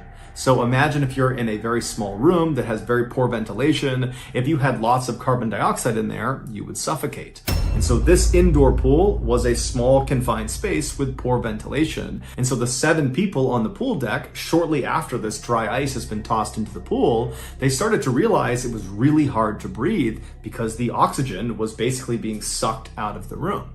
And so they were able to turn and actually run out of the pool deck before it was too late. Meanwhile, Didenko's husband and the other 2 people who leapt into the pool, when they came back to the surface, they breathed in thinking they would be breathing in oxygen, but instead they breathed in an entire lungful of carbon dioxide, which in addition to displacing oxygen at higher concentrations inside of confined spaces with poor ventilation, it is also poisonous at higher concentrations inside of confined spaces with poor ventilation. And so when the 3 of them surfaced, they breathed in this poisonous gas, which caused 2 of them to immediately pass out and then just die, while the third, Didenko's husband, he managed to stay conscious enough that he was able to climb barely out of the pool, and he tried to get to the door, but he couldn't get out in time. Eventually, he was pulled out and rushed to the hospital, but he would later die, not only from carbon dioxide poisoning, but also from having gone without.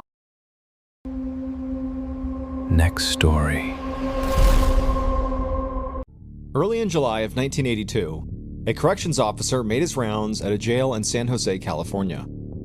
Everything seemed normal as he inspected each inmate's cell. But as the guard peered into the last cell on the row, he was startled by what he saw.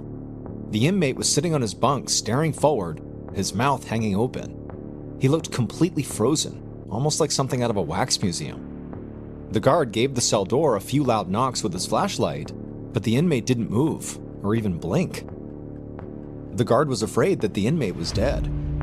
So he unlocked the door and stepped into the cell, and he got right up next to the inmate, and when he did, he could feel breath coming from the man's open mouth. So he knew he was alive. He gently touched the inmate to try to get him to react, but he didn't, and that gentle tap made the man's whole body rock back and forth on the bunk like a rocking chair. The guy was stiff as a board. The guard had no idea what was going on, and he was feeling very freaked out. But then he noticed the inmate's eyes. They had a look of absolute terror in them. Next story. Coming from the other end of the phone. But one group of dispatchers out of Reno, Nevada may win the award for the creepiest 911 calls ever received. When the details of these calls they got were put online, the internet went crazy. Here is their story. There was this old couple that lived about 20 miles east of Reno, Nevada. In 2010, the husband dies, leaving the wife all alone in this house. Shortly after his passing, she began calling 911 2-3 times a week, requesting things like, "Can you please put some water on to boil? Hey, can you change the thermostat?" It was clear she was showing signs of dementia, and the dispatchers were respectful of her and gently told her that this is 911, you can only call if it's an emergency, and at some point the woman would understand her mistake and she would say sorry and she would hang up. No first responders were ever sent out for these calls because it didn't seem like an emergency, it just seemed like a confused elderly person. But no matter how many times they told her, she kept calling back.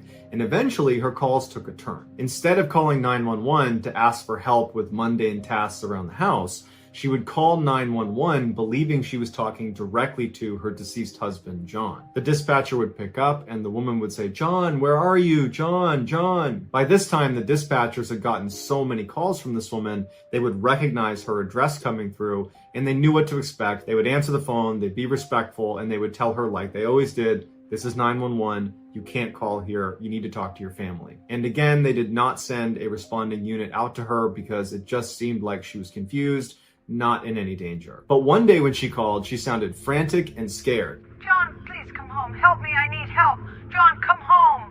This time, they would send first responders out to the woman's house. When the responding unit arrives at her house just minutes after she had placed the 911 call, they go to the door and they're knocking and they're yelling for her and she's not coming to the door and it's all quiet in the house. The door's unlocked, so they open it up and they announce themselves. They walk inside and immediately they can tell the heat is not on because it's very, very cold inside the house. They look around the first floor and they can't find her, and there's no sign of a struggle or any obvious problems that could have happened inside of the house. So they go upstairs and they start searching all the rooms and no one's there until they get to the last room, and it's the bedroom. They go inside and there's an older woman who's lying on the bed, and she's clearly deceased and has been for several hours because rigor mortis had already set in. The police are able to confirm that the woman who's lying on the bed is the same woman who owns the house and lives there. And at this point, they call back to dispatch and they tell them, hey, you know, the woman that you claim made this 911 call, well, it can't have been her, because based on rigor mortis, she was dead at the time that 911 call was made. But the dispatchers are like, no way. We know what she sounds like. We speak to her multiple times a week. We have a whole protocol built when we see her address come across because we speak to her so often. That 911 call that you got that led you to that house where she was, that call was made by her. What they ultimately decide is the reason for this discrepancy is she didn't have rigor mortis. She was just stiff because it was really cold inside of her house, and that she had died in those couple of minutes between leaving the 911 call and when officers arrived. But in the back of everybody's minds, they're a little freaked out. A few days go by and another call is placed to 911 coming from that woman's home address. The dispatcher sees that and has to do a double take, like that's not possible. But they're thinking, okay, this could be a relative, it could be a friend, it could be anything. Picks up the phone and she's shocked when it's the same woman who is frantically yelling for John to come here, save me, help me, I need help. And the dispatcher, who's well aware of the history and well aware that this woman's supposed to be dead, stays calm, goes through the procedure, tries to get more information from this woman, but the call ends abruptly and there's no more information to be had. And so, not knowing what else to do, she asks a responding unit to go check this house out. The responding unit goes over to the property, they knock on the door, no one's inside, the door is actually still open, they go in, the house is empty, there's no one there, there's no one that could have made that call. At this point, dispatch is like, okay, this has got to be a prank. But the next day, same thing happens. Here comes a call from the dead woman's house. They pick it up and it's this distraught woman yelling for help, I need my husband. And the dispatcher is trying to get more information, but they can't. And then the line cuts out. Once again, they have to send responders to this location because this woman has called 911 and is saying that she needs help. And once again, the officers get to the house and it's vacant. Just like when she was alive, these calls would persist multiple times a week. They continued even after her house was broken into and burned to the ground. There's not even a house anymore. And there are still calls coming through from that address to 911. Finally, the police get in touch with the phone company and they explain the situation, and the phone company looks at their records and they say, actually, her phone line was disconnected almost immediately after she was deceased. But they tell police there's a chance that it might not have been disconnected properly at the site, and that could be a reason why it's still working. So they send a lineman to go check out the actual property to confirm her lines were disconnected properly and that no wires were getting crossed, and he said all of it checked out. Everything has been detached this whole time. The phone company thought perhaps there was a digital recording of her that got trapped in their system and was randomly bouncing to their call center. But the dispatchers would say, you know, it doesn't sound like a recording that's playing the same every single time. It's always the same message. She's yelling for her husband to come save her. But the way she sounds is always different. It's a unique phone call every single time. So because there wasn't a definitive explanation for why this was happening, they had to treat each call like it was serious. And so multiple times a week for a year, they received these ghost calls and had to send out responding officers to check on her. Even though the house was gone and there was nothing there and there was never anyone there. It was just a vacant lot. And then finally, a year after this woman has died, the calls just abruptly stopped. And the police did not launch an investigation into what it was, because the reality is police need to prioritize things that are threats to people or places. And this really wasn't either of those things. It was just really bizarre. And so the official explanation for how a dead woman could be calling 911 from a non-existent phone line in a non-existent house for a year is... Next story. Semester at a college in Louisiana when he met another senior, a wonderful young lady named Kayla. From the instant he saw her, he knew he was in love. She played hard to get at first, but after several months, he won her over. After graduation, the pair stayed in Louisiana and moved in together while they got their careers off the ground. 2 years later, the pair got married, and almost immediately, Kayla got pregnant. At the time, Mitch's career was really starting to take off, which allowed Kayla to stay at home and take some time off. By the time their daughter was born, Mitch was making so much money that Kayla decided to just stay home and be a full-time mom. A couple years later, Kayla got pregnant again, and by the time their daughter was 2 years old, they had their son. Mitch adored his children. Every morning before he went to work, he would sneak into their room and he would watch them sleep. And then in the evenings, they would have these big family sit-down meals and then play games together until bedtime. Mitch's life was perfect. Shortly after his son's birth, Mitch was lounging on the couch in his TV room when he noticed out of the corner of his eye, the red lamp in the corner of the room. It just looked funny. It was almost like the light itself was blurry, but when he looked a little bit closer at it, the entire lamp looked blurry. And so Mitch looked around the room and nothing else was blurry. He rubbed his eyes and looked back over at this lamp and it was still blurry. He turned the TV off and walked over to the lamp, and even though he was right in front of it, the lamp was still blurry. And Mitch didn't have bad eyesight, and so he's thinking, is there something wrong with me? Am I having a stroke? Do I have an aneurysm? Is there some sort of illness here that's making me see this lamp blurry when it's really not? But Mitch told himself he was healthy and that whatever this was, it was an anomaly and nothing to worry about. And so he went back over to the couch, turned the TV back on, and tried to ignore the lamp. But as he was watching TV, out of his peripheral vision, he couldn't help but notice this weird blurry lamp. And so finally, he turned the TV off again, and he turned to look at this lamp. And now, in addition to being blurry, it appeared to be upside down. Now Mitch was genuinely concerned that there was something wrong with him because, again, nothing else in the entire room was blurry or upside down. It was just this lamp. And so a few minutes later, his wife and his kids came home, and Mitch decided he would not tell them about this lamp. He didn't want to alarm them. He figures he will get to the bottom of this blurry lamp, and then he will tell his wife and kids. And so that night, the family has a sit-down meal, and then afterwards they play some games together, and then everybody goes upstairs and goes to sleep. But after everyone had gone to sleep, Mitch was just laying in bed thinking about this lamp. And so finally, he snuck out of his bed and went downstairs to the TV room, and he sat on the couch and he just stared at this lamp. And for hours and hours, he just fixated himself on this lamp, watching it kind of morph around and turn upside down and get blurrier and blurrier by the second. The next day, Kayla found Mitch lying on the couch passed out, and she asked him if he was okay. And again, Mitch didn't tell her about this lamp that was still blurry. He just told her that he wasn't feeling well and he was not going to go to work that day. But Mitch didn't go to work for 3 more days. He just sat on the couch and stared at this lamp. And Kayla obviously picked up on this strange behavior and kept poking and prodding to get more information about what was going on. But Mitch never told her the truth about this lamp. He just kept telling her he felt sick. She urged him to go see a doctor, but Mitch told her it would be fine, he'd get better. And then over time, as this lamp continued to morph and get bigger and get stranger and stranger, Mitch suddenly was unable to respond to his wife. He became totally unresponsive. And so obviously his wife became desperate and called the doctor. And as she's on the phone with the doctor trying to get advice about what to do, Mitch realizes the lamp is now growing in leaps and bounds. And before long, the lamp is the entire size of the room, and all he can see is the red color of this lamp. And then Mitch starts to hear these voices, these screams coming from somewhere in the distance. And then he feels this blinding pain in his head. And then he opens his eyes. And he looks up and he sees he's laying on the sidewalk next to one of the buildings at his college in Louisiana. And surrounding him is this crowd of people with wide eyes that are staring at him.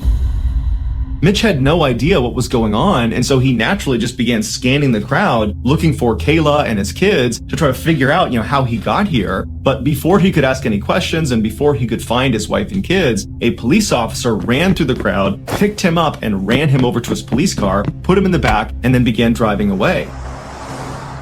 And so while Mitch is in the back of this police car, he turns to the officer and he says, "What's going on?" And the officer would tell him he was attacked by a huge college football player. He got hit in the head and he fell backwards and he hit his head again and he fell unconscious. Mitch asked the officer where his wife and kids were, and the cop said he had no idea. And that's when it clicked for Mitch. The lamp wasn't real. Neither was his wife, neither was his daughter, neither was his son, neither was his life. For the past 10 years, it was all a hallucination while he was unconscious after getting attacked. Mitch was brought to the hospital where he would make a full physical recovery, but after being released, he was horribly depressed, and he had to get intense therapy to basically grieve for the loss of his family that never existed. These days, Mitch says he can barely remember what his family even looked like, but periodically in his dreams, he will catch a glimpse of his son in his peripheral vision, and his son is perpetually 5 years old, and he's trying to talk to his father, but Mitch can never understand. Next story. In a boat just off the coast of Aberdeen, Scotland, and you cruise eastward, after about 7 hours, depending on your speed and the weather, you would come across this massive man-made structure jutting up out of the ocean. It looks like a cross between a construction site and a corporate office building sitting on top of 100-foot-tall metal stilts. It's called Magellan, and it is an offshore oil rig, and it will remain in place until all the oil has been sucked up in that area. The people who work, often for weeks or months at a time, on rigs like Magellan are known as roughnecks, and they have one of, if not the most dangerous job in the world. All exterior surfaces on these offshore rigs are always slick, either with water or oil, and so there is a constant risk of falling, sometimes hundreds of feet. If you're up on a higher platform, you could fall to a lower platform, which could be fatal, or you could fall clean off the rig all the way to the ocean 100 plus feet below.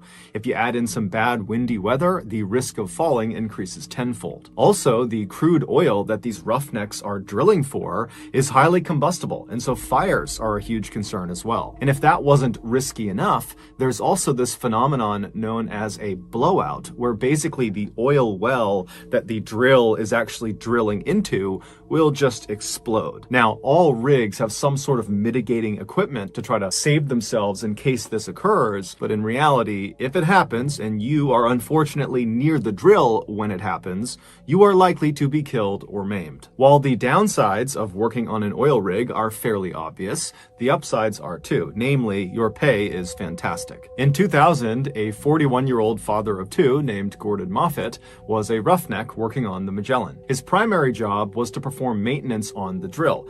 Now, these offshore rigs work great most of the time, but they do have a habit of breaking down fairly often. And for a drilling company, anytime they are not sucking out crude oil, they're losing money. And so it was just a known thing when you worked on one of these rigs that as soon as there is an issue that causes the drill to stop working, it must be fixed immediately, whether it's day, night, horrible weather, good weather, it didn't matter, it had to be fixed right away. And so on the night of October 9th that year, Gordon had just gotten back to his quarters to end the day when he got a call on his radio that he was actually needed to come back out to fix a problem that had stopped the drill. Now, Gordon was a seasoned roughneck, and he had grown quite accustomed to these late night calls to go out and fix things, and so he wasn't annoyed. He just put his stuff back on, turned around, and he headed out the door. When Gordon got to the main deck, which is this wide open metal platform right in the middle of the rig where the drill actually passes down through it on its way to the ocean,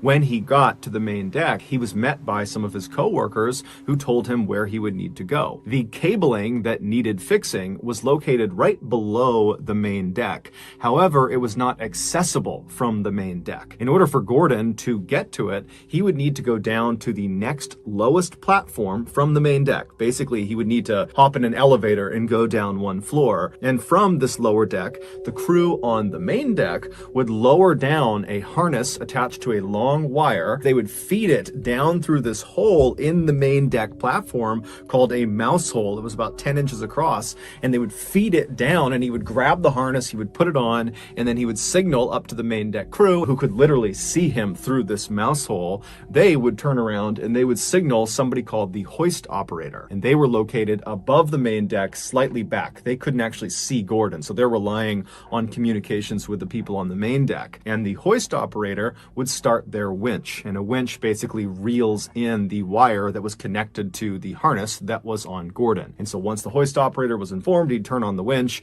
and then Gordon would be raised up until he could access these cables, and then he'd do his maintenance and be lowered back down, and that would be it. Now, Gordon and the crew had done maintenance using this winch system many times before, so this was a very routine fix. So Gordon made his way from the main deck down to the slightly lower deck, and he looked up at the mouse hole, and he watched as the main deck crew members lowered the harness harness with the wire attached to it down through the mouse hole. And so Gordon grabbed the harness, he put it around his waist, and he secured it. And after he was sure it was on correctly, he signaled up to the crew on the main deck that he was ready to start. And they in turn turned around, they flagged the hoist operator who started the winch. And so very slowly, Gordon was lifted off the platform he was standing on, and he was brought up after several minutes, all the way up about 10 feet to access these cables. And as soon as he was parallel with them, he waved to the main deck crew, who were not far from him at this point, and he said, "I'm good." And so they turned around, they told the hoist operator, who stopped the winch. And so Gordon got his tools out and he began working on these cables, and the whole time he's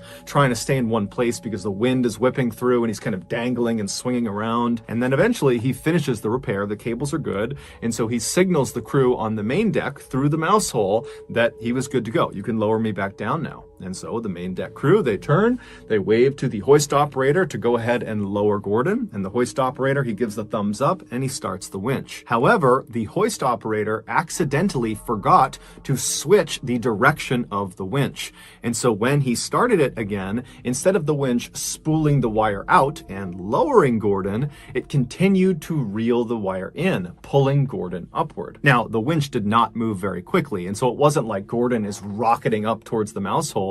However, this problem was immediately recognized by Gordon and the main deck crew, and so they're frustrated. They're yelling up at the hoist operator saying, "Stop, stop, stop, reverse the winch." They're all waving and flagging this guy down, but the hoist operator, after he had hit start on the winch, had just kind of turned around, because this is a routine thing they've done a million times before, and so he's not looking at the crew on the main deck, so he has no idea what's going on. And it was so windy and loud that night on board the rig that he couldn't hear their cries, and so the winch just continued to reel in the wire, slowly raising Gordon closer and closer to the mouse hole. Now, Gordon could not get out of his harness unless he was on the platform below, so there was no way to escape the situation he was in. And so Gordon, after a few seconds of this not stopping and him continuing upward, he starts screaming. He's not annoyed anymore, he's terrified, and so is the crew on the main deck. They are now frantically screaming at the hoist operator to stop the winch, but nothing is working. And so one of the main deck crew members, sensing that they need to do something different to get this guy's attention,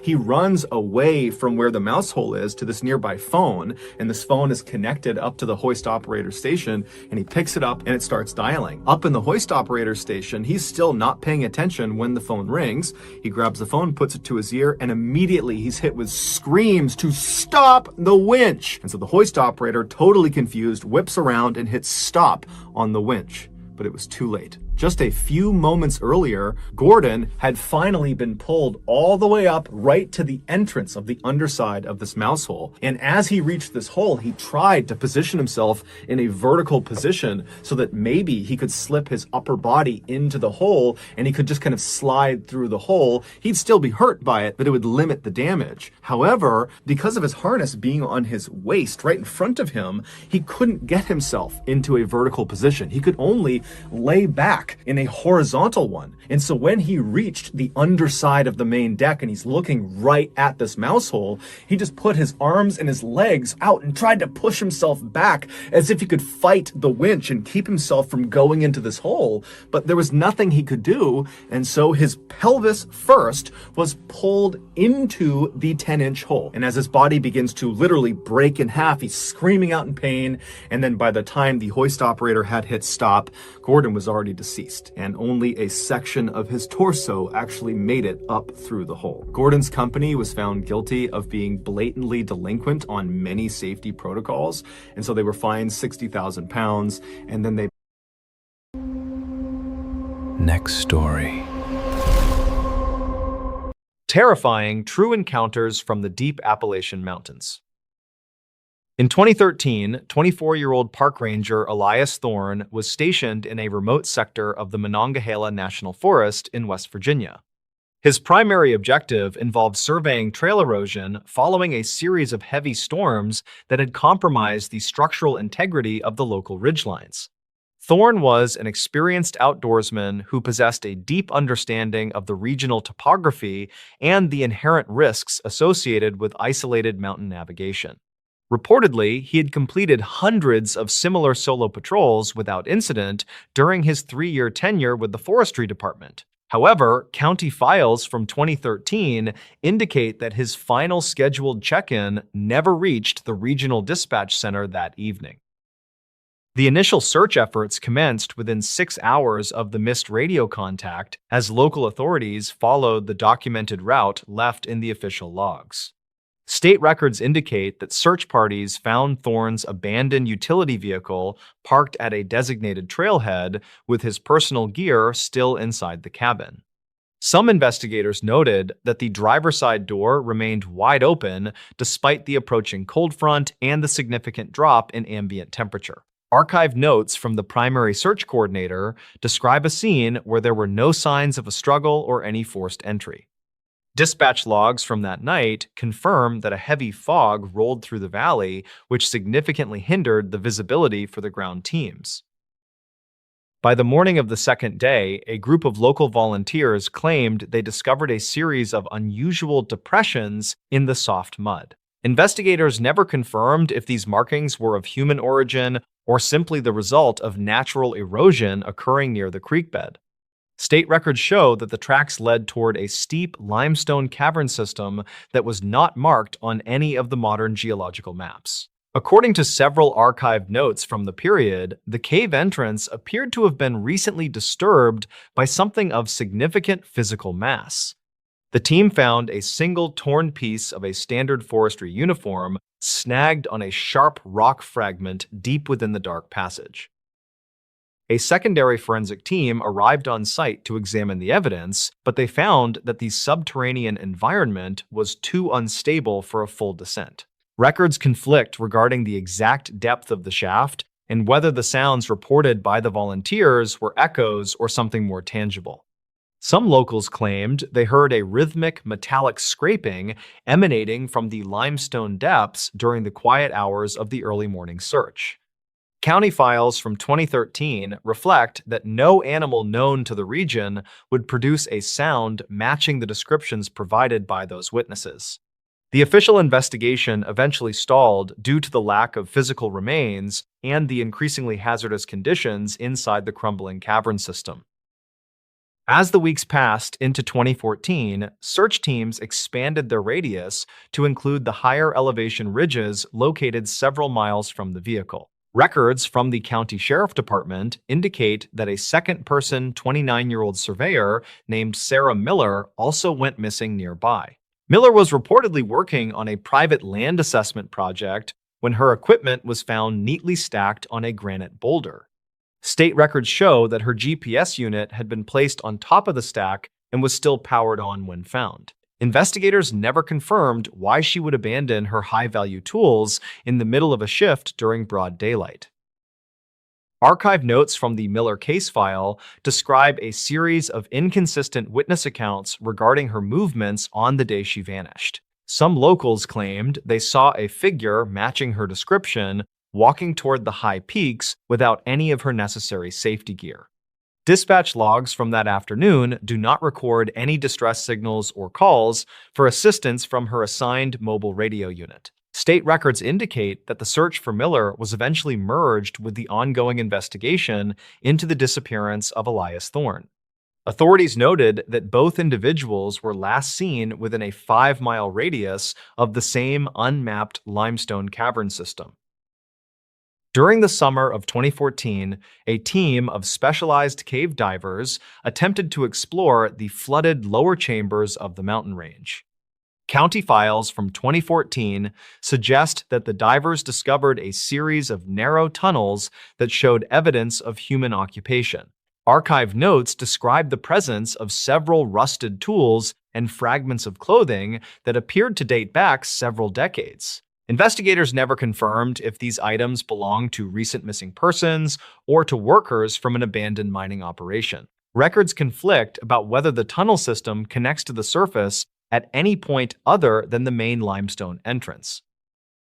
One diver reportedly claimed that he saw a series of deliberate markings etched into the stone walls deep beneath the waterline. These markings appeared to be a set of dates and initials, but the silt levels made it impossible to capture clear images.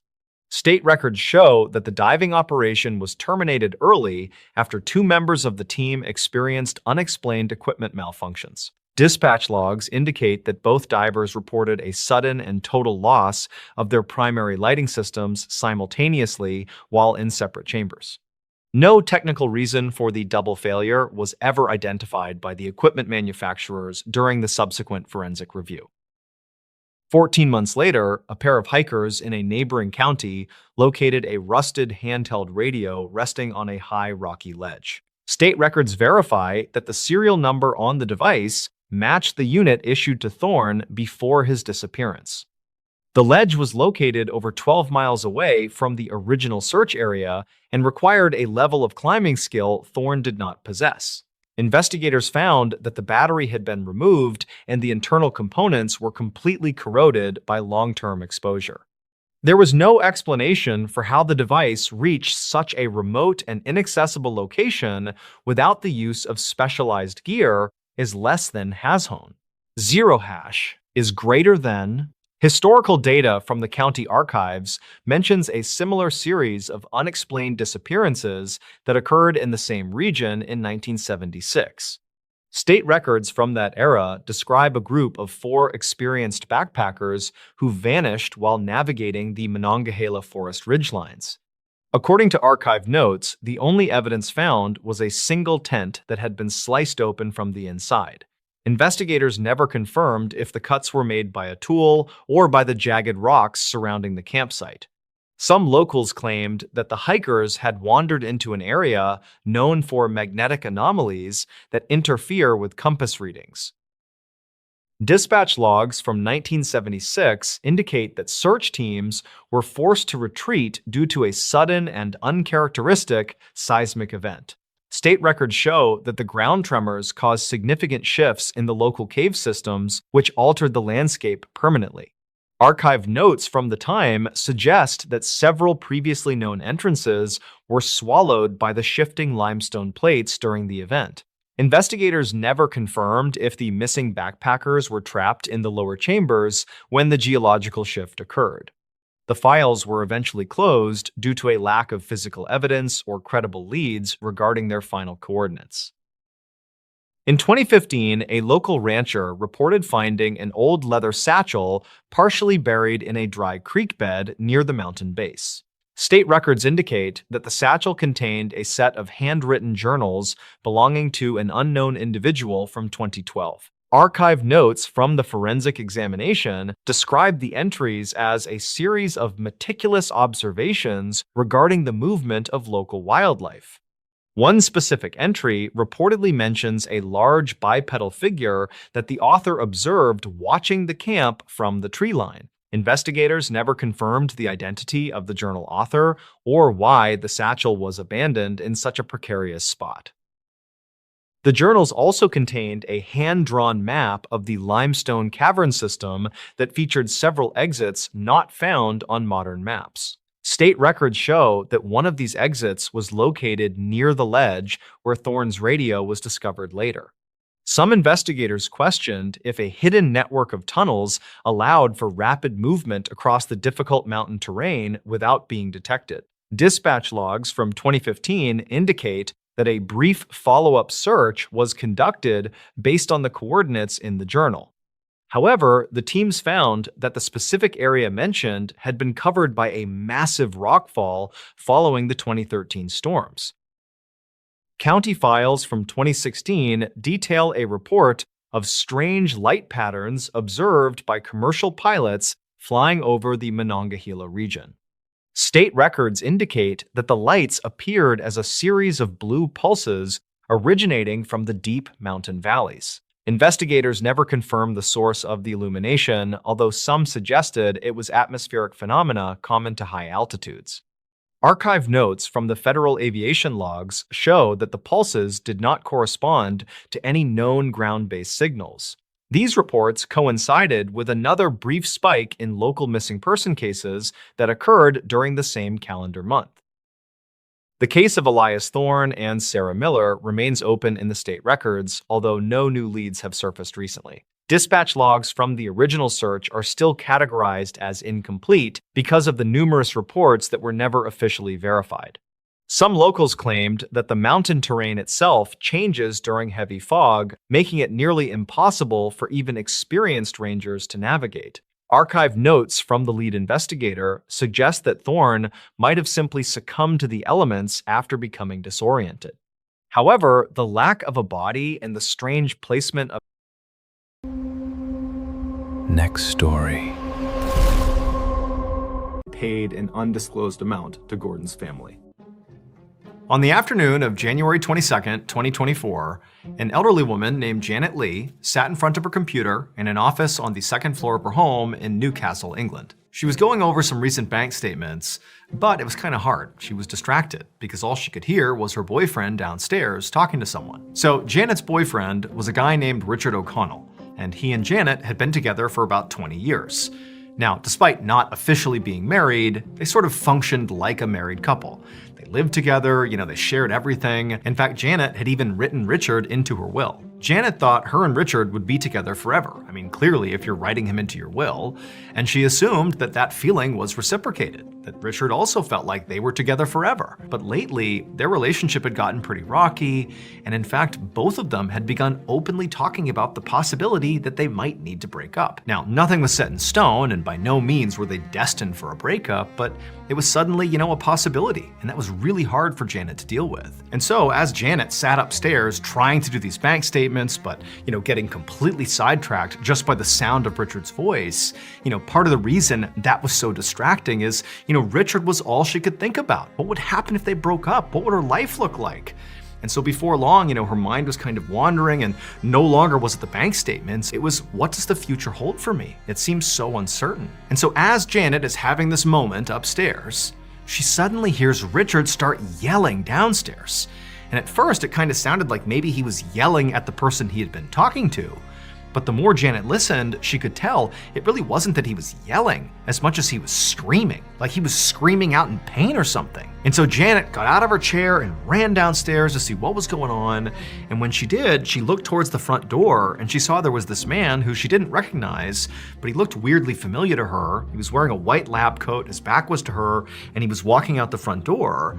And before she could even begin to process who this guy was and what he was doing here, she heard the sound of Richard again kind of calling out in pain, less loudly this time, but definitely in real pain. And she turned, and sure enough, there was Richard in the living room, clutching his shoulder and grimacing like something was really hurting him. And so Janet, she walked over to him and she's like, what's going on? Like, what's wrong with you? And who was that guy? And tell me, what's happening here? And so Richard, through gritted teeth, would tell her that he had just gotten a COVID vaccine shot and it really hurt. And that guy who had just given it to him was a guy from NHS, the National Health Service, and he just came by to administer the shot. And so Janet heard what he said, but it wasn't really computing. Like, why aren't you getting the shot done at the doctor's office? Why are you having somebody come here to administer it? That's unusual. But, as she was thinking about this, she could clearly see that what was really important right now was that Richard was in agonizing pain. I mean, he was holding his arm and kind of rocking back and forth, moaning. Clearly, he was having some sort of reaction to the shot. And so she forgot about the weirdness around why he got the shot and how he got the shot, and said to him, hey, do you want to go to the hospital? I can drive you. And at this, Richard kind of sat up straight and took a deep breath, clearly trying to calm himself down.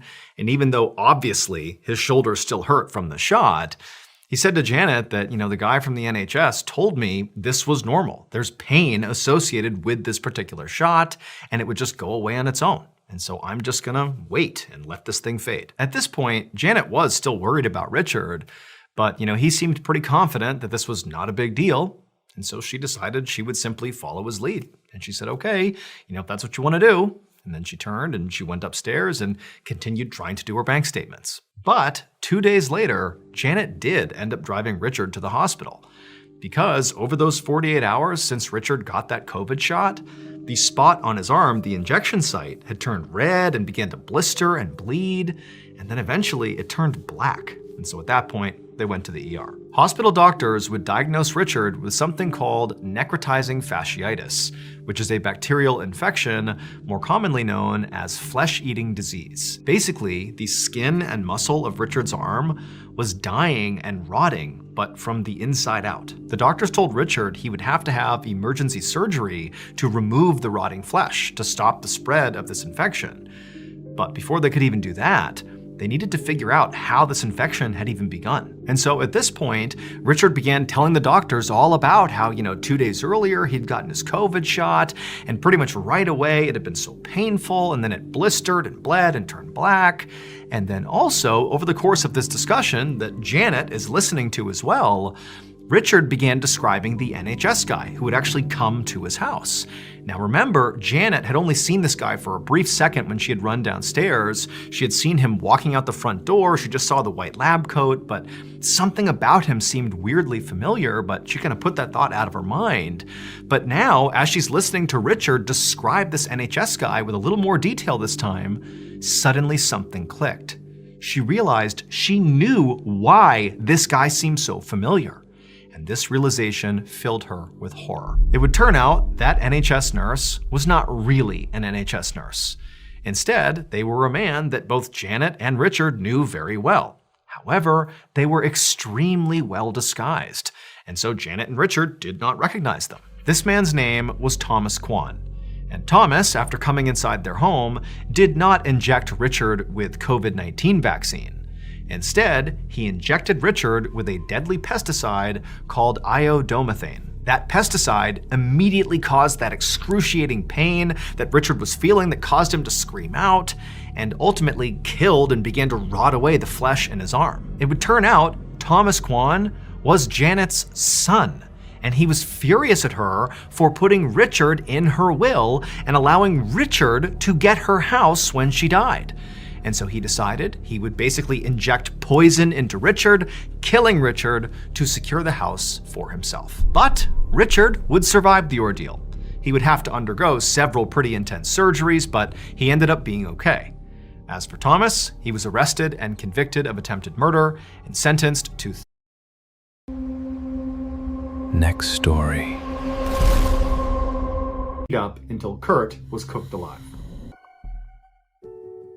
One morning in February of 1987, a 45-year-old woman named Janet Overton stood in front of her bathroom mirror inside of her home in Dana Point, California.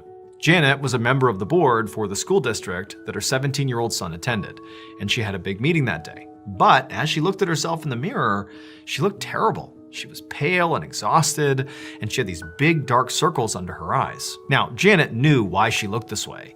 It's because the last couple of days, she'd felt really sick, kinda out of nowhere. She'd been all stuffed up, she had bouts of nausea off and on, she wasn't sleeping very well. She figured she just had a bad cold and hoped if she could just kind of muscle her way through it, she could avoid going to the doctor. But now, here she was, about to have this big school board meeting, still feeling sick, still looking terrible. But instead of kind of canceling her plans and going to the doctor, she just caked on more makeup, did up her hair, and headed out the door. A few weeks later, Janet suddenly woke up in the middle of the night feeling so nauseous that she leapt out of her bed and ran to the bathroom and vomited. And then afterwards, she just sat on the ground sweating and shaking. So over the last few weeks, Janet's cold had not really gone away. In fact, if anything, it had just gotten progressively worse. Now, Janet had gone to the doctor about it eventually, and the doctor had agreed with her that, maybe you do have some really bad cold or some other virus here. But the only thing they told her to do was just, rest and stay really well hydrated, and whatever this is, it'll just run its course. And so that's exactly what Janet had been doing over these several weeks, but it hadn't helped. Janet's nausea had gotten so bad and so severe that she basically couldn't eat. And then she had also fallen behind on her work for the school board because she was so weak all the time. Janet forced herself to stand up off the bathroom floor, then she turned on the sink and began splashing cold water on her face. But as she did that, she noticed something new. She saw there was this red, scaly rash on her arms. And so she stepped back and pulled her sleeves up, and she saw the rash extended up onto her shoulders and up onto her neck and down her back. And when she touched it, it really hurt. I mean, this is a brand new symptom here, and she could tell it had to be connected to whatever this mystery illness was, and it terrified her. Like, what was happening to her body? And so she decided that night she had to go to the ER. The next day, Janet laid in a hospital bed with an IV in her arm and her husband and her son sitting right beside her. She still felt absolutely horrible. She still felt nauseous, she had cold symptoms, and that rash had now spread up to her neck and onto her face, and it had begun to blister. All night, the doctors had been running tests on Janet to try to figure out what was going on. But every test they ran came back negative. She didn't have the flu, and she didn't have at least any known infections or diseases that could cause these symptoms. And so the doctors were at a loss. However, scans of Janet's abdomen did reveal something concrete. She had all these ulcers in her stomach, which basically are like open sores in her stomach lining. And so the doctors told her very likely it was these ulcers that were causing her extreme nausea and making it really hard to eat. But like everything else they were seeing with Janet, they had no idea why she was developing these ulcers in the first place. And so ultimately, all the doctors could really do for Janet was just treat her symptoms. They gave her ulcer medication, and they also gave her some topical treatments for her rash. And over the next couple of days, these treatments seemed to work. Her ulcers went away, and her rash basically disappeared, and overall she felt a lot better. Not back to 100%, but pretty close, to the point where she was discharged. And so Janet and the doctors were like, okay, we don't really know what this was or why it started.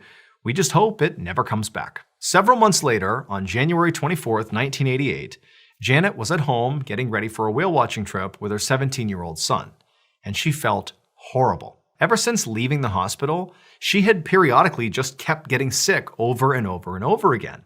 And each time she would go back to the hospital and they would just, treat her symptoms because no one could figure out what was wrong with her.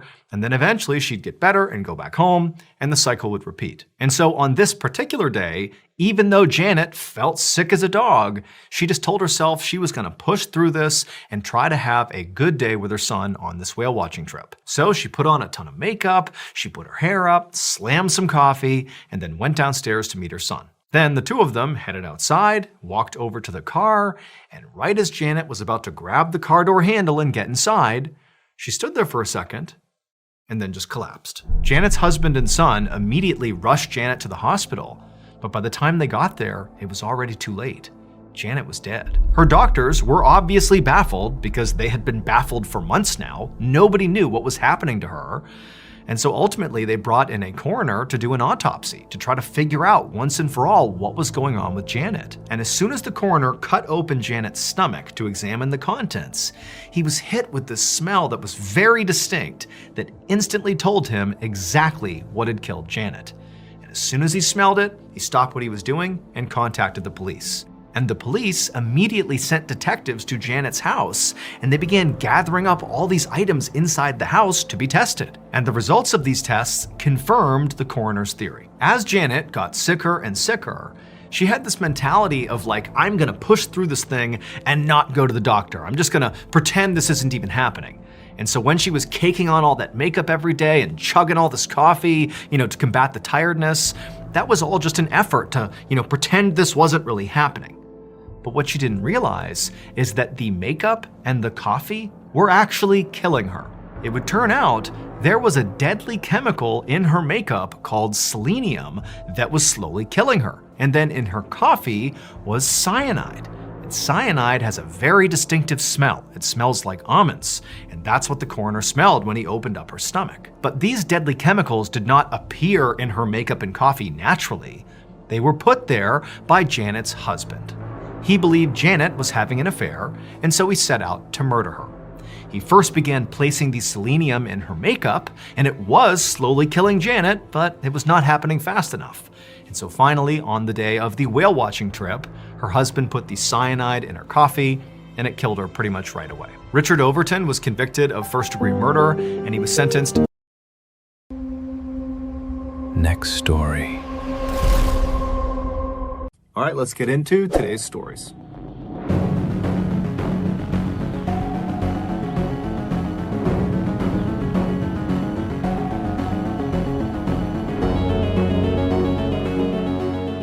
On January 1st, 2015, a family in South Yorkshire, England, gathered at a restaurant for their annual New Year's Day lunch. But one member of this family who said they would be attending didn't show up. It was 50-year-old Stephen Winfrey, who was an unemployed, divorced father of two, who in recent years had become quite depressed.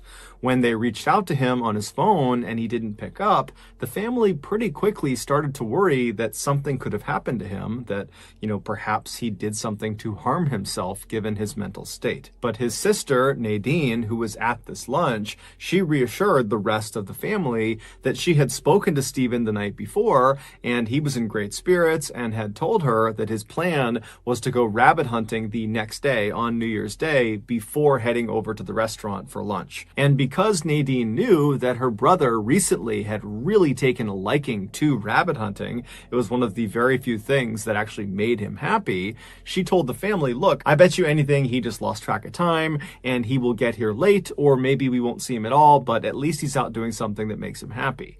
And so the family was reassured by this, and so they sat down at their table, they ordered their food, and the whole meal, everyone's kind of looking over at the front door, expecting Stephen to come strolling in at any minute. But when they finished up eating, he still had not arrived. And so as the family was getting ready to leave the restaurant and head back home, they all decided that, you know what, I'm sure Stephen is fine, he's doing something he loves, I'm sure he did just get carried away, and so we'll just wait for him to contact us. And so the family, they all leave the restaurant and they spend the rest of the day at their respective households, and then the following morning they all get in touch with each other and they discover that still no one has seen or heard from Stephen. And so at this point the family just felt like there was something off about this, and so they contacted the police and they reported him missing. As the police were getting ready to head out and begin looking for Stephen that day, they received a call. Stephen had been found. Although the exact details of what happened to Stephen may never be fully understood, this is the best theory that the police have come up with. On New Year's Day, January 1st, the day Stephen was supposed to meet his family for lunch, he had gotten up early and headed out to a nearby forested park to do some rabbit hunting, just like he told his sister he would be. He had gone to the park with his dog and some ferrets. The way Stephen caught rabbits is he would release these ferrets into various rabbit holes,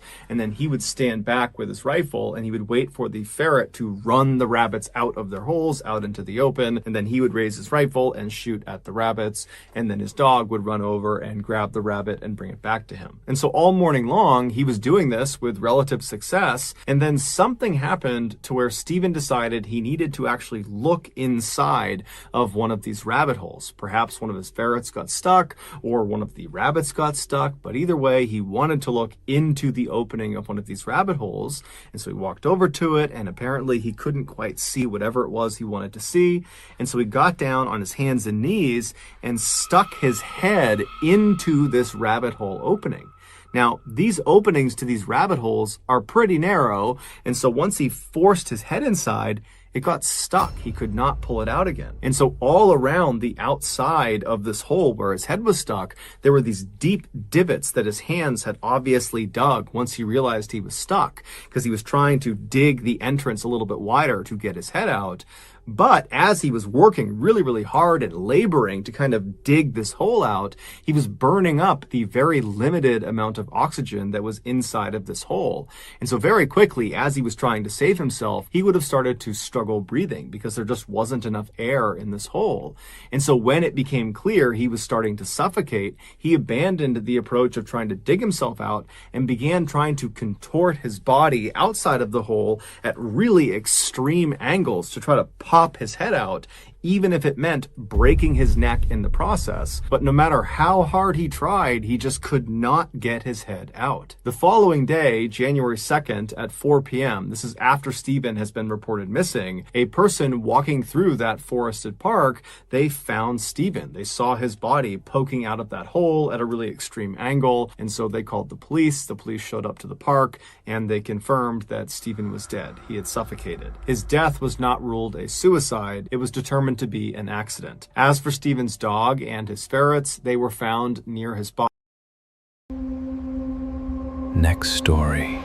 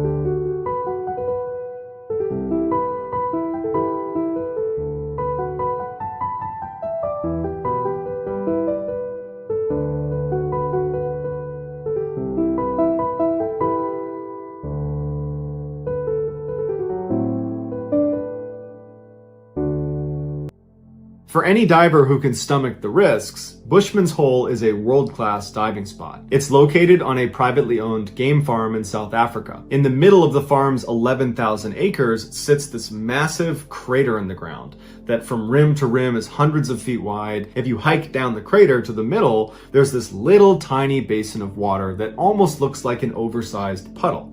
This is the entrance to Bushman's Hole. Once you step into this little puddle and push your way through the very claustrophobia-inducing entrance, you open up into the biggest freshwater cave in the world that goes down to nearly 900 feet. For the people that have been in there, they say it's unbelievable and it's like spacewalking. For young South African Dion Dreyer, the pull to go to Bushman and explore it was irresistible. Dion had always been a bit of an adrenaline junkie. By the time he was 17, he was racing cars and building motorcycles, and by the time he was 20, he had picked up a new activity, cave diving. Dion had logged about 200 dives before he was invited by a diving group to go to Bushman's Hole and explore it on Christmas break 1994. They were planning a descent to 492 feet, so about the halfway point of the cave, and they needed one more diver, and so Dion was thrilled to go. The dive was going great, but on the way up, as they were making their ascent, the diver ahead of Dion looked back at him, and Dion seemed fine. He gave the hand signal that everything was going great. He had his flashlight out, and then about 30 feet higher in the water, that same diver turned around to check on Dion, and Dion wasn't there anymore. And in fact, this guy saw his flashlight that was still attached to him basically wavering as it sunk farther and farther down Bushman's Hole. This diver immediately stops the group above him, and he turns around and starts swimming as fast as he can down to try to get to Dion. But Dion was sinking so quickly that this diver realized that it's a suicide mission if I try to go down there. I will either pass out or run out of air. And so deeply saddened, this group of divers had to turn around and leave Dion at the bottom of Bushman's Hole. Although the other divers didn't know for sure, they told Dion's parents that most likely he had suffered from a deep water blackout and then had drowned. When authorities were notified about what happened to Dion, they sent a robot down to the bottom of Bushman's Hole to just locate his body before they sent a person down there. But they never could find his body. They could only ever find his helmet. Dion's parents are devastated. They're never going to see their son again. And since they don't have a body to bury, they decide to go down to Bushman's Hole and put a plaque up next to the entrance to commemorate their son. 10 years later, Dave Shaw, who was a 50-year-old extremely audacious cave diver, was passing the 800-foot mark inside of Bushman's Hole, becoming the third person ever to reach this depth. Shaw touched down on the sloping bottom of the cave. He detached from the cave reel, took out his flashlight, and began swimming around the bottom. As he was scanning around, he looked about 50 feet to his left, and he saw something he immediately recognized. It was a human body. They were on their back with their arms stretched out towards the surface, and when Shaw went over to them, he immediately recognized that this is Dion Dreyer. Ever since Dion died inside of Bushman and had never been recovered, any diver that went in there was keeping their eye out in case they saw him. Shaw examines Dion to see if he's going to be able to be pulled to the surface, if he's solid enough to be pulled to the surface, and he can tell that his hands have skeletonized as well as his skull, although his mask is still placed directly on his skull. But his wetsuit and his tanks had kind of kept the rest of his body pretty tight, which gave him some mass, which meant he'd be able to move him. But as soon as Shaw tried to move him, he couldn't get him to budge because his tanks were caught on something. And so Shaw stayed there for a minute trying to get him free, but he couldn't do it. And that's when Shaw started to think, okay, this is getting irresponsible. I'm gonna die down here too if I don't start making my ascent soon. So he ended up tying a line to Dion's body so he could be located again, and then Shaw began the very slow ascent back to the surface. On the way back up, Shaw felt an extreme sense of connection with Dion. He really felt bad for this kid, and all he wanted to do was get him back on land to give back to his family, to give them some closure. And so when he got on the surface, he immediately contacted authorities and said, I'm gonna go back down and I'm gonna get him. And Shaw also called Dion's parents and told them, I am gonna retrieve your son.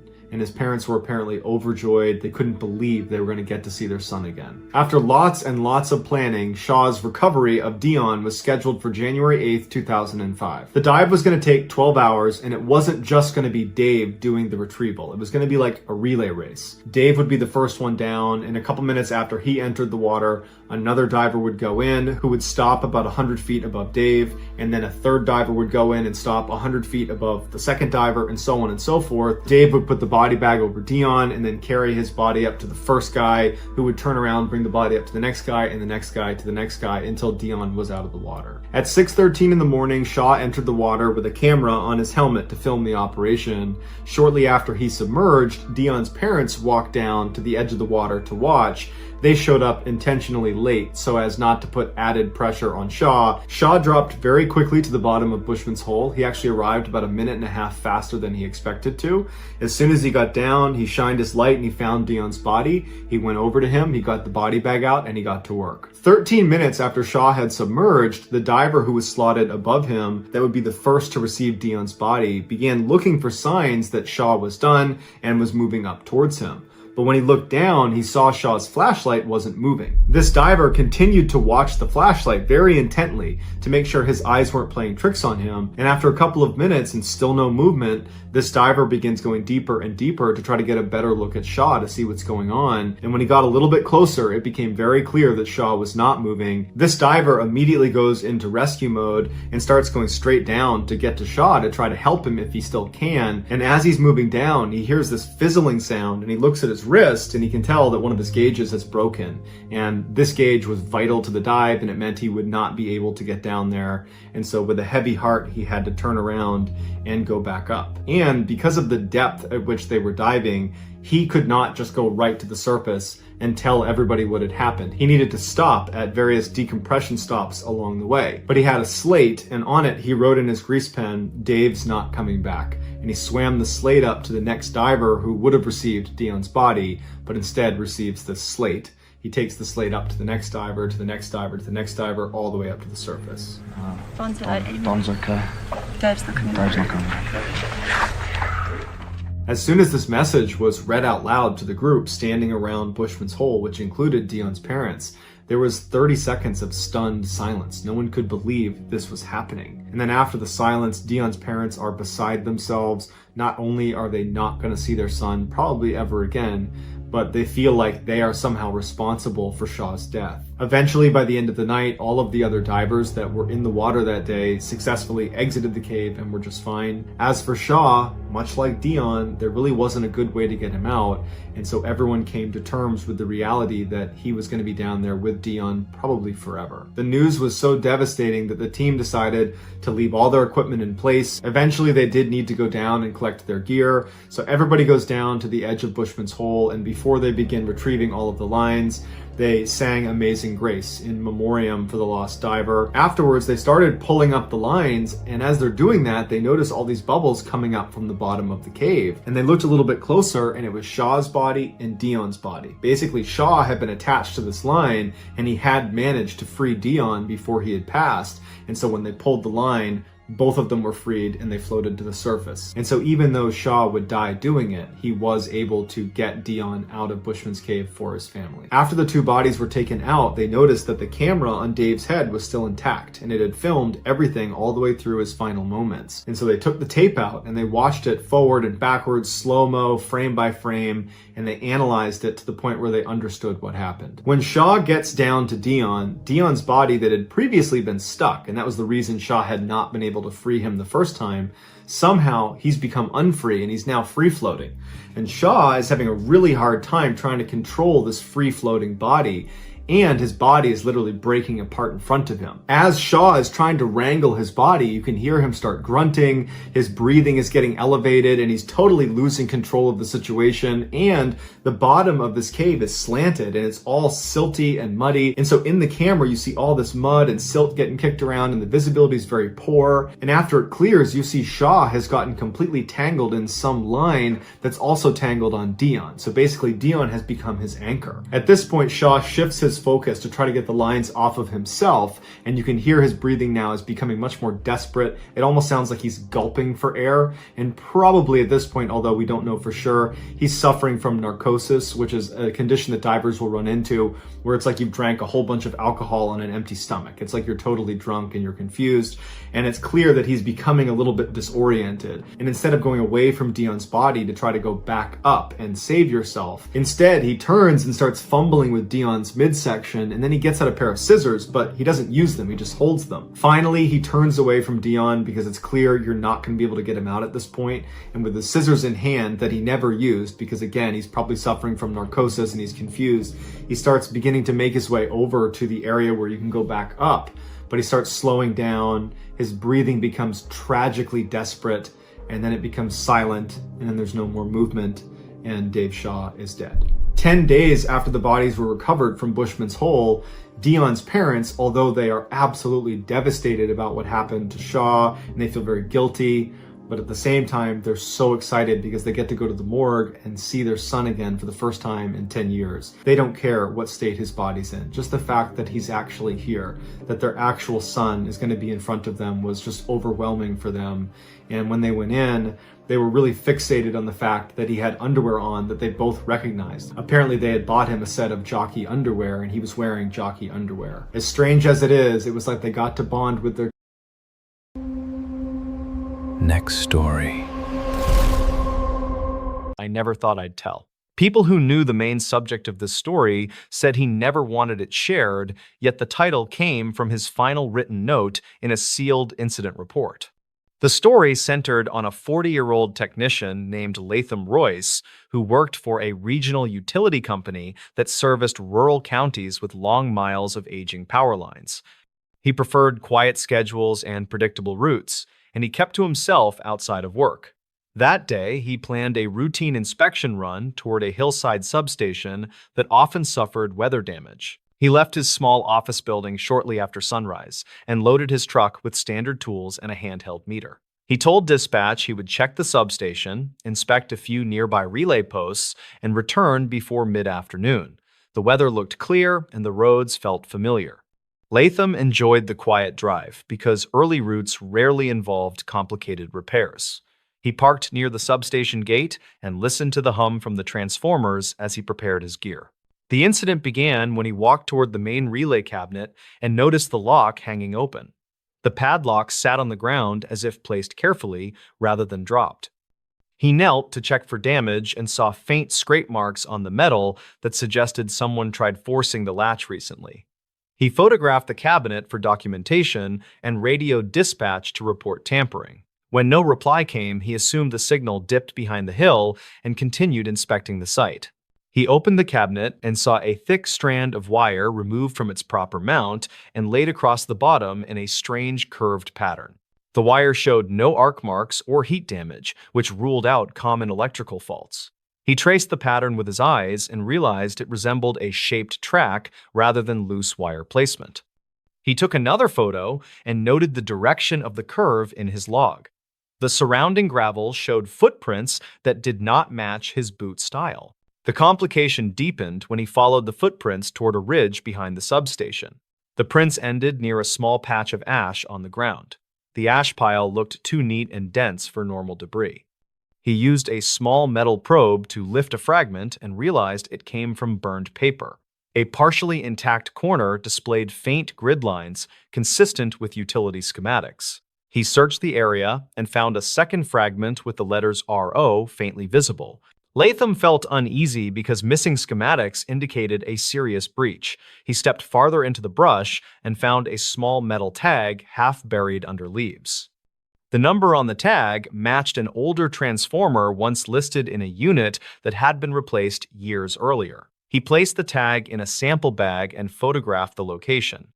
He sensed someone had walked the ridge recently. The branches along the narrow path leaned in one direction and showed fresh breaks. He radioed dispatch again, but only heard static. He climbed the ridge to get better reception and paused at the highest point. From there, he noticed a narrow service road that did not appear on his current map. The road looked recently used because tire grooves cut through the dirt with crisp edges. He followed the grooves for several yards and found a broken reflector post lying beside the path. The brake marks looked clean enough to be recent. A damp paper scrap fluttered between the weeds. He picked it up and saw part of a handwritten note. Only 3 words remained. Leave it covered. The ink smudged near the corner. He checked his surroundings and listened for movement.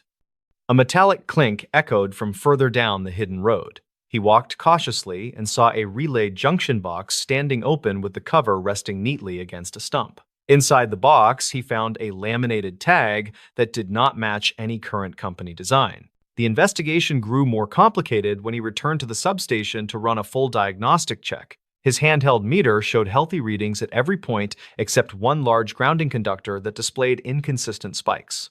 The spikes resembled intentional interference rather than random fluctuations. He traced the grounding conductor to an old anchor point near the fence line. The soil around the anchor looked recently disturbed and darker than the surrounding dirt. He crouched to examine the soil and spotted a folded sheet tucked between two rocks. He pulled it free and realized it was a partially burned maintenance log from 1998. The log listed several relay inspections performed by a technician whose name he did not recognize. The final entry read something about a pattern found near the ridge and an instruction to secure the record until further review. No follow-up pages existed. Latham checked the substation perimeter again and noticed a small camera housing tucked near the base of a transformer that should not have had any surveillance attached. The housing held no active components. It was only a shell, yet someone had placed it deliberately to resemble a working device. Inside the shell, he found a cut strip of metallic tape containing faint impressions, like someone pressed a thin tool against it. He photographed it and stored it in his pack. He returned to the ridge with renewed caution. The tire tracks on the hidden road continued toward a section where the dirt thinned and revealed old concrete remains from a small demolished shed. Under a slab, he found another ash pile containing char marks consistent with burned notebook bindings. He collected samples and recorded the time. He noticed a torn binder ring half sunk into the soil. The ring held tiny flecks of paper around its hinge. As he moved past the slab, he heard a sound that made him stop.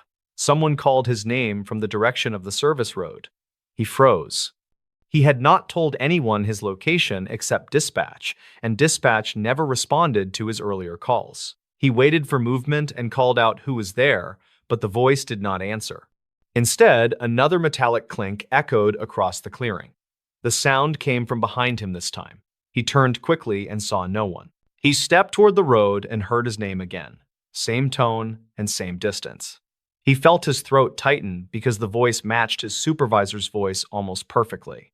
He tried the radio once more, but only static returned. He walked backward toward open ground while scanning the trees. The forest looked undisturbed, yet the voice repeated his name in the same calm tone. The timing felt off because the voice never shifted in volume or direction. Latham hurried to his truck and locked the doors. He started the engine and drove toward the main road. As he pulled away, he saw a figure standing at the ridge overlook. The figure wore a light jacket similar to the standard issue for his company. He slowed briefly to look. The figure never moved. The posture looked rigid and the face remained shadowed by the sun angle. He accelerated down the road until the figure vanished from view. Later that afternoon, he filed an incident report at the regional office. He provided photos of every detail: the curved wire pattern, the burned schematics, the old log page, the unusual tracks, the missing camera interior, the mysterious voice. He expected immediate follow-up, but the report moved into a restricted folder by the next morning. A supervisor told him to treat the event as a misunderstanding caused by outdated equipment and environmental interference. The twist arrived when an older technician approached him privately 2 days later.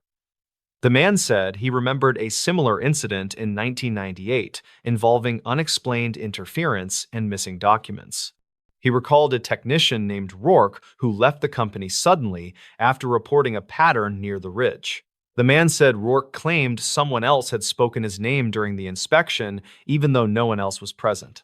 Latham checked archived notes and found a redacted summary describing a suspended review connected to the old substation. The summary listed several missing logbooks and referred to an unknown visitor observed near the ridge. The entry ended with a directive to discontinue further field checks of that area without written approval. Latham realized the burned papers matched the missing logs. He no longer doubted what happened at the ridge. Someone had tampered with the site long before his visit, and someone continued observing technicians who inspected the area. The voice that called his name likely came from a recording device or a hidden repeater used to lure him closer. He felt grateful he left as soon as he did. He added a final handwritten note to the report before sealing it. The button settled when Latham requested reassignment to a different region. He told a few close friends that he did not want that story shared, yet he felt relieved someone finally documented the evidence. He never again returned to the ridge. People who read the archive notes said his final line explained the title perfectly. He wrote that it was the most Next story. town horror stories that locals never talk about. Sultan, Washington remains a quiet region where the dense evergreens often hide the heavy morning mist in the early fall. Local residents usually avoid discussing the specific events that occurred near the edge of the Skycomish River during 2015. Records from the county sheriff indicate that several calls regarding unexplained activity originated from a single remote property that year. Investigators reportedly found the circumstances surrounding the inhabitants to be highly irregular based on the available dispatch logs from then. The following account details the documented experiences of 3 individuals who encountered something they simply could not easily explain. 32-year-old Mark Miller worked as a local timber surveyor who spent most of his days deep within the woods. He lived in a modest cabin with his younger brother David, who was 24 and worked as a seasonal mechanic. Their friend Sarah joined them during the autumn months to help renovate the aging structure before the harsh winter arrived. The group intended to finish the exterior repairs quickly so they could enjoy the isolation of the Washington wilderness. State records show that Mark had lived in the area for nearly a decade without reporting any significant safety issues. They did not realize that their presence on the property had been noted by someone or something in the brush. The dense forest surrounding the property was comprised of ancient cedar trees that effectively blocked out most of the natural sunlight. Archived notes from a previous land survey conducted in 2010 mentioned that the soil in this region was unusually soft. Mark discovered several sets of deep indentations in the earth that did not match any known wildlife species in the area. Some locals claimed that the property had a history of trespassing issues involving people who lived off the grid nearby. Investigators never confirmed the identity of these individuals because the dense terrain made tracking nearly impossible for the local authorities. The 3 friends began to feel a distinct sense of being watched from the dark shadows of the towering trees. Dispatch logs from late September 2015 indicate that Mark called the sheriff to report a series of loud metallic bangs. He stated that the noises seemed to originate from the corrugated metal roof of the tool shed behind the main cabin. David reportedly inspected the area with a high-powered spotlight, but he saw no one standing in the immediate vicinity. A county file from 2009 describes similar reports of vandalism that were never solved by the responding patrol officers. Sarah noted in her personal journal that the atmosphere on the property had changed from peaceful to something quite oppressive. They decided to install several motion-activated lights around the perimeter to ensure their safety during the long and dark nights. State records from October 2015 showed that the local power grid experienced several unexplained surges, specifically in the Sultan area. Sarah reportedly found that all of the heavy kitchen appliances had been moved several inches away from the wooden walls. She told the investigators that she heard the sound of slow breathing coming from the other side of her door. Records conflict regarding whether there were any signs of forced entry found by the officers who arrived later that evening. Some locals claimed that the cabin was built on top of an old mining shaft that created strange acoustic effects. The group became increasingly paranoid as they realized that their physical environment was being subtly altered by an unknown force. Archive notes from the county coroner mention a discovery of several dead animals that were arranged in a perfect circle. Mark found these remains near the edge of the clearing where he usually parked his heavy-duty timber hauling truck. Investigators never confirmed if the animals had been killed by a predator or if they were placed there by someone. The county file from 2009 mentions that a previous resident had reported finding similar patterns in the high grass. David reportedly began to suffer from severe sleep deprivation because he heard the sound of footsteps on the porch every night. He described the noise as a heavy dragging sound that lasted for several minutes before fading away into the deep woods. Dispatch logs from November 2015 record a second call regarding a security breach in the lower level of the cabin. David reportedly found the heavy iron padlock on the cellar door had been snapped off with a pair of bolt cutters. He told the deputy that nothing appeared to be missing from the storage area despite the door being left wide open. State records indicate that the officers found no fingerprints on the metal surface of the lock or the door handle itself. Some locals claimed that a group of transients was known to use the abandoned mining tunnels for shelter during the winter. Investigators never confirmed this theory because no one was ever located in the subterranean passages beneath the Sultan Forest area. Sarah reportedly captured a single grainy photograph of a figure standing near the tree line during the early hours of the morning. The image shows a tall and thin shape that appears to be wearing a dark hooded coat with no visible face. Archived notes from the sheriff department state that the photograph was too blurry to provide any useful evidence for a search. Records conflict on whether the figure was a physical person or simply a trick of the light among the tall trees. Mark decided to board up the lower windows of the cabin to prevent anyone from looking inside during the night. The three friends stopped leaving the house after the sun went down because the feeling of being hunted became too intense. The final entry in the county file from 2015 describes a massive disturbance that occurred on the 3rd of December. Dispatch logs indicate that a neighbor heard the sound of glass breaking, followed by several loud screams coming from the property. When the officers arrived, they found the front door standing open, and the interior of the cabin was in total disarray. State records show that a significant amount of blood was found on the kitchen floor, but no bodies were ever recovered. Investigators never confirmed the origin of the biological samples because the DNA profiles did not match any of the residents. Some locals claimed that they saw 3 people walking into the river, but these reports were never verified by the police. A massive search party was organized by the local community members who spent 3 weeks combing through the dense evergreen forest. Volunteers reportedly found a single piece of torn clothing that belonged to Sarah snagged on a thick branch near the river. State records indicate that the search was eventually called off due to the arrival of a severe winter storm that year. The investigators found several items of personal value scattered along a trail that led toward the highest peak in the region. Records conflict regarding whether the items were dropped in a hurry or if they were placed as markers for the police. No trace of Mark or David or Sarah was ever found despite the extensive efforts of the local search and rescue teams.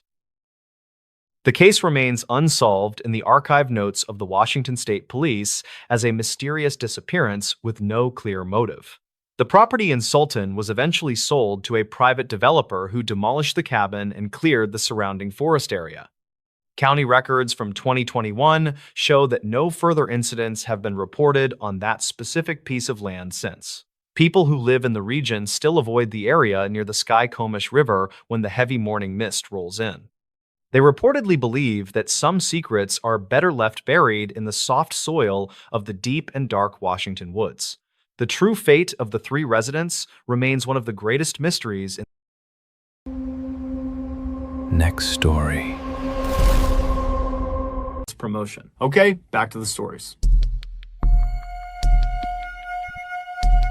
Brian Joplin was born in 1972 and was raised in this tiny town in Oklahoma called Hugo. He was a big guy, so growing up, he was always encouraged to play football, and he did, but his real passion had always been working on cars. It was something he loved to do, and he was extremely good at doing. After he graduated high school, he stuck around in Hugo doing some auto body work, but he got this feeling that he should do something bigger with his life. And so in 1992, he decided to enlist in the United States Navy. This was something his family was extremely proud of him for doing, especially his grandfather, who had flown bomber planes during World War II. Following Brian's initial military training, better known as boot camp, he was sent to Aviation Machinist Mate School, which is a military school for military members that teaches you how to be a mechanic for all things that fly. And so after Brian breezed through the school, because he was already a very skilled mechanic, and so it came to him naturally, he was sent to his first duty station out in California. And so he joins his California unit, and immediately he excels, and he becomes one of the very best mechanics at his unit, despite being one of the most junior. And while he was in California, he also met his wife, Belinda. And so over the next several years that he was in California, and then he moved around to Texas and a couple other places, he just continued to shine at work. And at home, he and his wife began building a family. They had 2 daughters. And so by and large, everything in Brian's life was going exactly to plan, until Brian made a terrible mistake. Fast forward to October 4th, 2005, and Brian, who was 32 at the time, was deployed with his unit to Bahrain, which is a country in the Persian Gulf. That particular day, Brian, along with 2 other mechanics from his unit and 2 pilots from his unit, had been tasked with flying from Bahrain north to Kuwait, which is another country in the Persian Gulf. This was a routine flight, about an hour long. It was one they had made several times during this deployment. Brian was not really looking forward to doing it, and neither were the other people that were on this particular flight. But Brian decided the way he would make this trip less monotonous and boring is he would perform the stunt. So Brian and the other 2 mechanics, they load in the back of this helicopter in the cargo area, so the passenger area of this helo, and the 2 pilots, they load into the cockpit. And within a couple of minutes, they were 125 feet off the ground, careening forward out over the Persian Gulf at over 120 miles an hour. Brian and the other 2 mechanics in the back of this craft had elected to keep the back loading ramp that folds up and down to allow people to come in and out of this helicopter. They had decided to keep it down for this flight. So basically, they had this huge opening that just looked straight down to the earth. But this is a very common thing in the military. Lots of helicopters, when they're flying around, have either a side door open or the back ramp down, because it provides an incredible view, and more importantly, it provides this amazing breeze inside of the cabin. A few minutes later, when the helicopter is way out over the Persian Gulf, Brian decides now is a good time to do this stunt. And so he looks across at the other side of the helicopter and kind of signals at the other 2 mechanics. It's super loud inside of the back of a helo, and so there's no way they could have spoken to each other besides with a headset, and they were not about to speak about the stunt over the headset because they didn't want the pilots to know. And so Brian signaled to the other 2 because they were totally in on his stunt he was about to do. And so they grinned, and one of them pulled out a camera to be ready for what he was going to do. And then Brian disconnected his helo lanyard. So inside of a military helicopter, you'll find all these metal eyelets, these little rings all over the floor, the walls, the ceiling, and these are there in order to attach cargo or strap things down, or to attach yourself, a person, inside of the helicopter. And so the way you do that is by using your helo lanyard. It's this belt you wear that has this special strap that comes off the front of it, and at the end of this 1 or 2 foot long strap is a carabiner, a clip, and you clip that onto any of those eyelets. And so that keeps you from flying out of the helicopter if the pilots need to maneuver suddenly, or if you lose altitude. Anything can happen inside. And so Brian removes his helo lanyard and then grabs this stretch of nylon rope. It was like a crudely built safety harness that kind of functioned like a helo lanyard, in the sense that there was a carabiner on one end, and on the other there was a way to attach it to yourself. But unlike it being this belt and kind of high-tech system that attached to him, it was really just kind of a slip knot on one end of this 10-foot long line. And so Brian most likely had built this 10-foot long safety harness for this particular stunt, or someone else had. But either way, he picks this up after detaching his helo lanyard, and he puts the loop end of this 10-foot line, the slip knot end, over his head down to his waist, and then cinched it tight. And then he very carefully stood up and walked towards the back of the helo, and then he clipped the end of this 10-foot line with the carabiner into one of the eyelets on the ground, right where the back ramp begins to go down. And so once that was in place, he turned and looked at the other 2 mechanics and gave them one more thumbs up, and then he got down on his hands and knees and he begins crawling backwards down the ramp. And so once he gets to the very edge of this ramp, so literally right behind him is just the open air. At that point, he grabs with his left hand one of those metal rings that are on the actual ramp itself. He gets a firm grip with one hand, and then with his right hand, he grabs the side of the ramp. There's some metal framing there. And so once he had a good grip and he felt confident in it, he kind of slowly lowered his lower half until it slipped off of the ramp. And as soon as it did, the winds outside the helicopter, the 120 120-mile-an-hour plus winds, they immediately swept his legs up and kind of held them in the air horizontal like he was flying. And so he's holding on to the back of the ramp, but his arms are kind of tucked up near his chest. But once he feels his legs up in the air, he slowly extends himself. And finally, when they were fully extended, he was officially doing the Superman stunt. This was called Supermaning, what he was doing. And as soon as he was in this position, the other crew members inside of the helicopter, they knew this was it. Let's take some pictures. And so one of them got their camera out and took some pictures of him. And Brian knows he's getting pictures taken. He's holding on as tight as he can. And then after the pictures were taken and Brian looked up and kind of got the thumbs up that he was good, he began trying to pull himself back into the helicopter, but he lost his grip. And as soon as he lost his grip, those 120-mile-an-hour plus winds, they whipped him backwards, and the safety harness that he had strapped around his waist, that's the only thing that caught him from flying away from the helicopter. And so Brian attempts to try to grab the ramp, but it's too far away, and as he's getting pulled by the wind away from the helicopter, that harness that was around his waist, it rides up until it stops right around his chest. And so at that point, he keeps his arms pinned by his side because he doesn't want the harness to slip up over his shoulders, because then he will fall to his death. But because this harness was self-tightening, as he was whipping in the winds, the wind was pulling him so hard away from the helicopter that it was tightening that loop around his chest. And so his chest got so tightly squeezed that it caused him to pass out. And as soon as that happened, his arms that were holding that harness in place, well, his arms went limp, and then the wind whipped his arms over his head, and the harness immediately slipped up over his shoulders, off his head, off his arms, and he went flying 125 feet all the way down to the water below, where he died. There were at least 8 people that were punished for this incident, including the 2 crew members in the back of the helicopter taking pictures, because they were totally in on this. But the details of the punishment. Next story. 56-year-old Roger Miro grabbed a bag of trash from his apartment and then walked out into the hall. He turned right and walked down the hall until he reached the trash chute, which was right on the side of the wall. He opened it up. It was like a mailbox. He opened it up. He dropped his trash bag inside. He closed the trash chute and then walked back to his apartment. When he got back inside, he instinctively reached down to his right pocket to grab his cell phone, but it wasn't there. So he grabbed his left pocket, wasn't there either. He checked his back pockets, he's fishing around, and he realizes he doesn't have his phone. So he figures, okay, I must have put it down somewhere in my apartment. Now, Roger was legally blind, so it made looking for small things in his apartment quite difficult. But nonetheless, he began looking all over his apartment for his phone. He started in the kitchen, he looked all over the place, checked all the surfaces, no cell phone. He went to the living room, to the bedroom, to the bathroom, but there was no cell phone. And so Roger thought maybe when he walked to the trash chute, he might have dropped the phone in the hallway.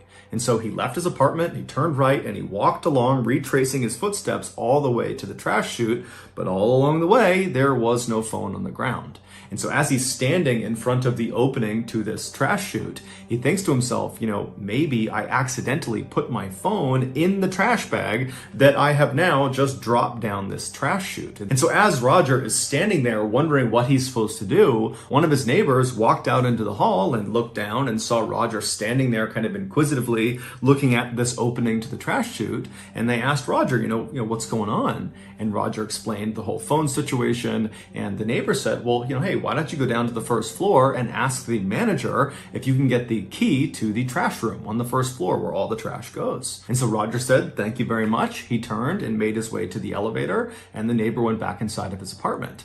Roger went down to the first floor. He went to the manager's office. He knocked on the door. And when the door opened, the manager was obviously very busy with something. And Roger would say, hey, you know, I'm just looking to get into the trash room. I think I might have accidentally thrown my phone away. And I just want to have a look in the trash to see if I can find it. Now, this manager knew he was not allowed to let anybody who lived in the apartment complex go into that trash room on their own. It was a dangerous space. And so the manager was supposed to go in there with them if they needed to go in and look around in the trash. But right when Roger went up to the manager's office, the manager was waiting for a very important phone call and so couldn't really leave his office.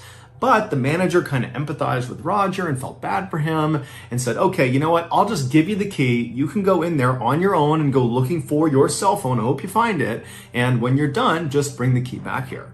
And so Roger said, thank you very much. He took the key, he left the office, and he made his way down the hall to the trash room. And when he got there, he unlocked the lock and went inside. A few hours later, Roger's wife came home from work, and when she got to the apartment, Roger wasn't in there. She tried calling his cell phone, but he didn't pick up.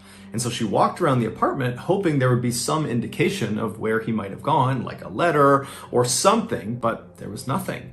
And so Roger's wife was really concerned about this because this was totally out of character for her husband to go out at night on his own. And so she, operating on a gut instinct, called the police and reported him missing.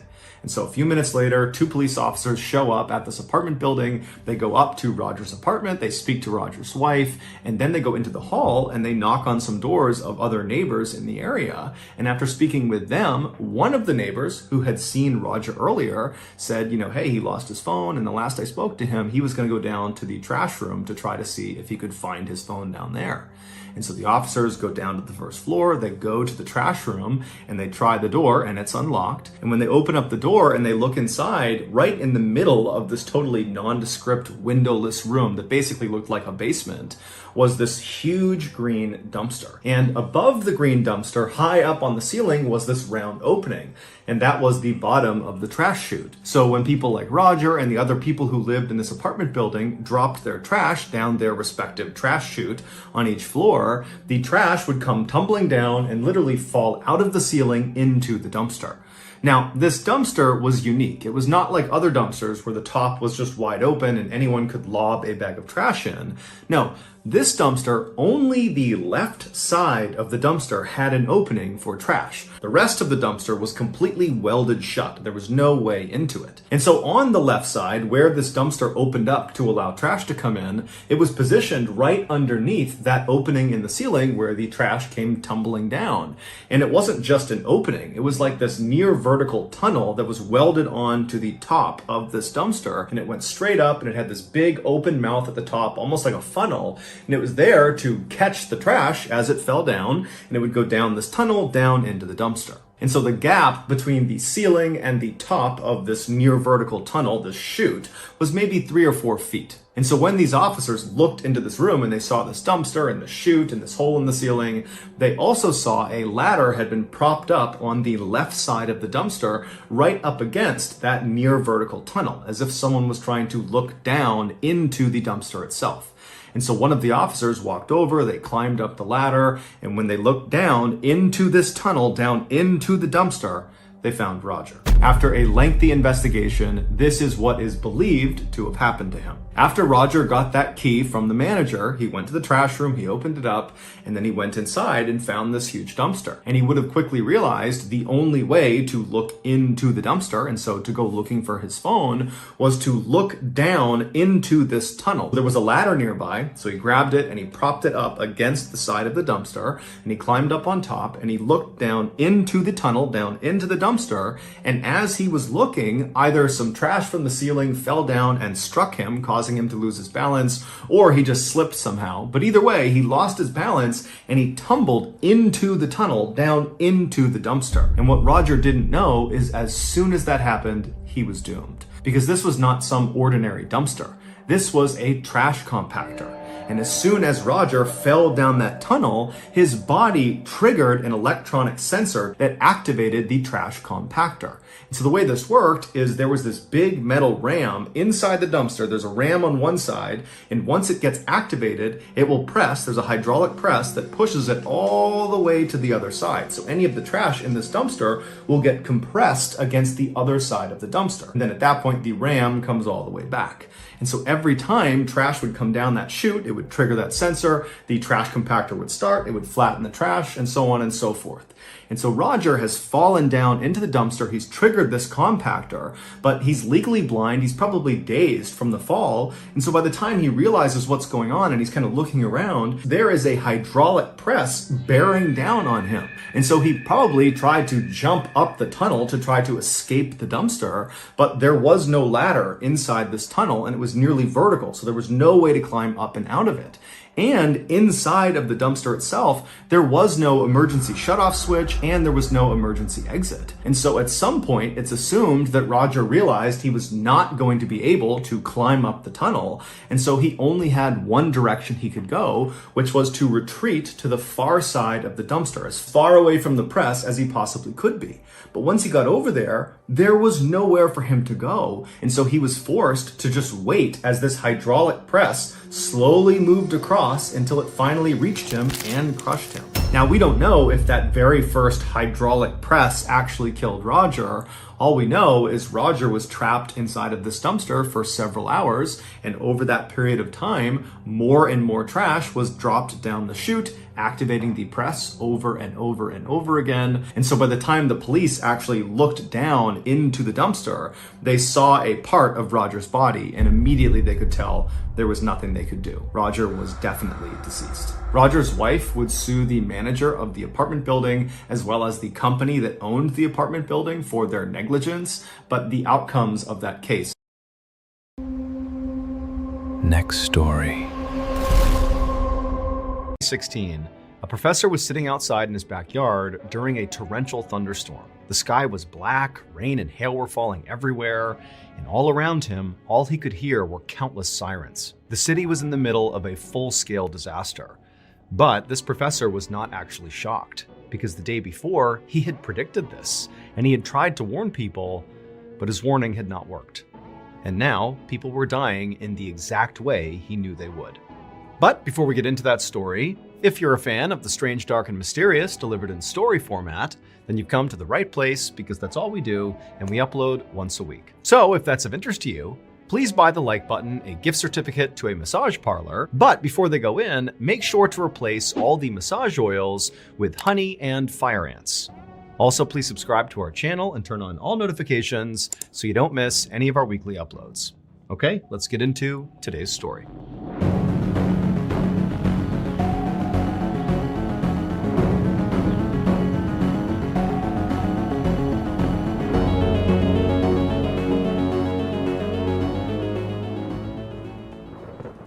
At 5:30 p.m. on November 21st, 2016, Jody Santoro, who was a 21-year-old mother in Melbourne, Australia, woke up to the sound of her 4-month-old son crying. Outside, there was this horrible thunderstorm going on. All this rain and hail were pelting the roof, and the wind was so strong that all the windows in the house were rattling. Jody reached over and grabbed her phone on the nightstand and checked the time, and she saw right away that she had overslept. However, it had been a really hot day that day, and she was so drained from the heat and also taking care of a 4-month-old that she wasn't really surprised she had overslept. But as the sound of her son's cries intensified, Jody knew, no matter how tired she was, she needed to get up and go tend to him. But the instant her legs swung off the bed and she actually tried to stand up, she knew something was wrong, and it had nothing to do with being tired.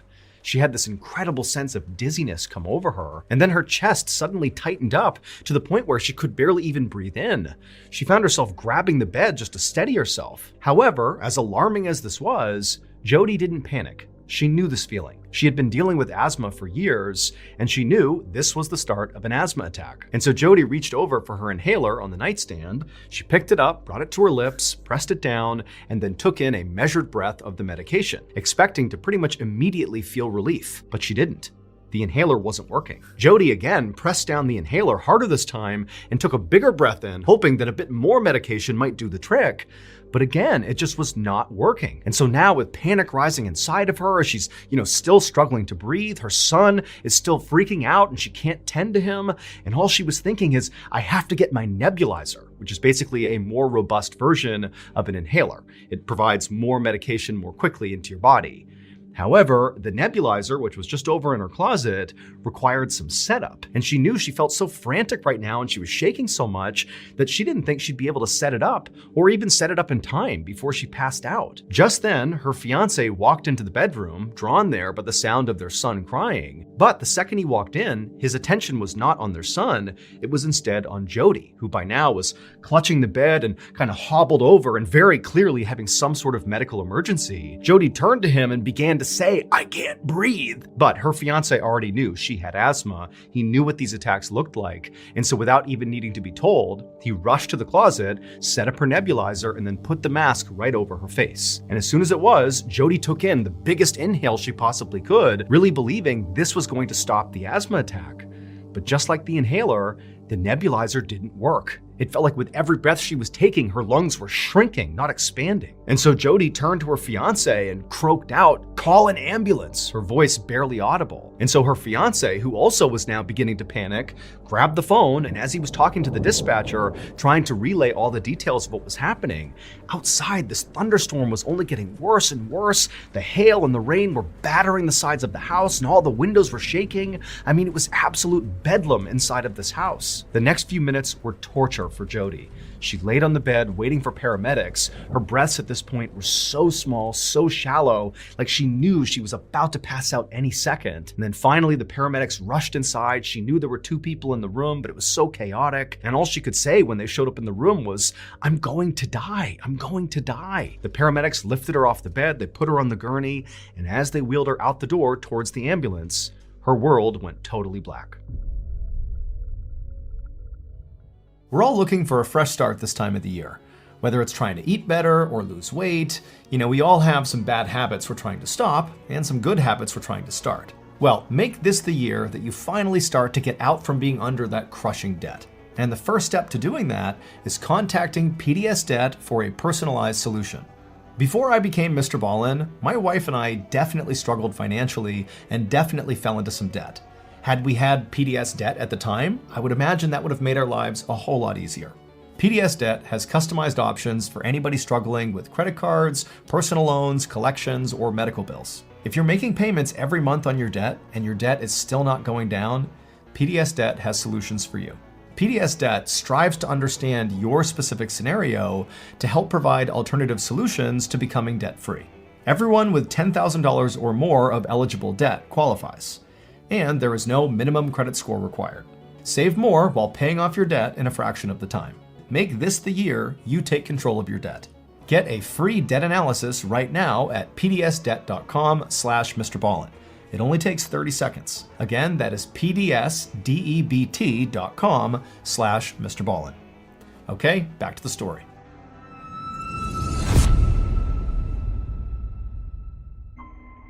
The paramedics rushed Jody to Sunshine Hospital, and on the way, they tried to stabilize her by squeezing these oxygen bags, forcing oxygen into Jody's lungs. And as they were doing that, Jody's fiance was following the ambulance right behind, white-knuckling the steering wheel, praying his fiance was going to survive this asthma attack. When the ambulance finally arrived at Sunshine Hospital, the emergency room was mayhem. Paramedics quickly wheeled Jody in on her gurney, shouting out her vital signs to the doctors waiting near the door. Her fiance, meanwhile, watched helplessly as the medical staff surrounded her and inserted IV lines, hooked up monitors, and began intubating her to force even more oxygen into her lungs. But fortunately, this rapid medical intervention, once Jody got to the hospital, appeared to work, because not long after getting there, Jody did begin to stabilize, not enough to suggest that she was actually all better, but her condition basically began to improve. However, the moment she began to improve, instead of the medical team, talking to her and figuring out what happened and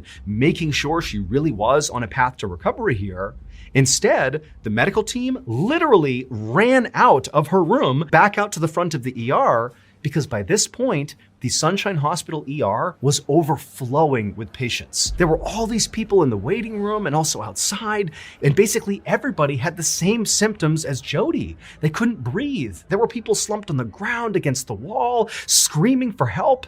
I mean, the medical team was totally overwhelmed. And on top of that, there were ambulances literally lined up around the block waiting to drop off patients. There just wasn't any more space. But nonetheless, doctors and nurses and the medical team at the hospital worked furiously, moving from one patient to the next, sometimes in an exam room, sometimes out in the waiting room, sometimes outside. It's wherever the patients were. But the weird thing is all these people, they had the same symptoms, these severe asthma attacks, yet many of the people that were showing up had never had asthma in their lives before. So how was this happening? This went on for hours and hours. And really, the situation in the hospital only continued to get worse, with more and more patients showing up with worse and worse symptoms. And so during this madness, Jody, who really hadn't gotten better, she just stabilized. She actually was moved out of the emergency room and over to the ICU, pretty much just to create one more space for new patients. And so in the ICU, Jody's fiance sat next to her, gripping her hand, listening to the sound of the monitors beeping steadily all around her. Outside the room, he could see doctors and nurses and medical staff sprinting up and down the hallways, looking frantic and worried. He had no idea what was happening here. He just hoped Jody would be okay. But it would turn out there actually was someone who knew exactly what was going on. A university researcher named Philip Taylor had actually predicted this the day before.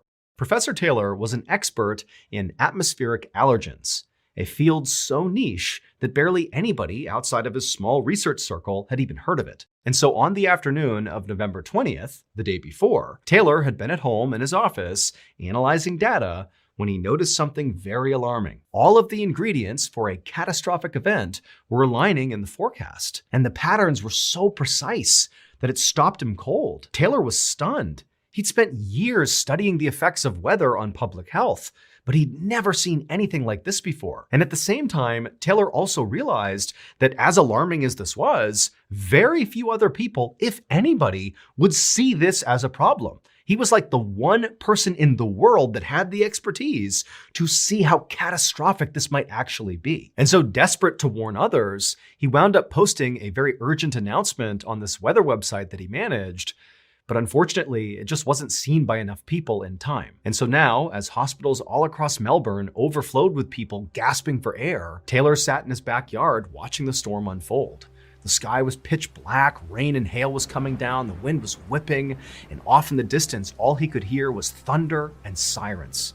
And he knew, unfortunately, his prediction had been right. Just like Professor Taylor's weather models had predicted, on November 21st, 2016, Melbourne, Australia was hit by an extremely rare event known as thunderstorm asthma. This deadly phenomenon can only occur when three very specific weather conditions align. 1, high heat during the day. 2, a very powerful thunderstorm. And 3, extremely high pollen levels. Melbourne's heat that day had caused unusually high concentrations of ryegrass pollen to hang in the air. And then when that huge thunderstorm rolled in, the intense humidity, the wind, and the rain shattered the pollen grains into microscopic fragments. And then these tiny particles, which were way smaller than regular pollen, were carried by this storm deep into people's homes and into their lungs. Unlike normal pollen, these microscopic fragments bypassed the body's typical defenses and embedded themselves deep into people's lungs, causing severe and sudden asthma attacks. Now, for people who already had asthma, this was catastrophic. But even perfectly healthy people found themselves gasping for air, overwhelmed by the sheer density of this microscopic pollen. The storm had essentially made the air everybody in Melbourne was breathing deadly.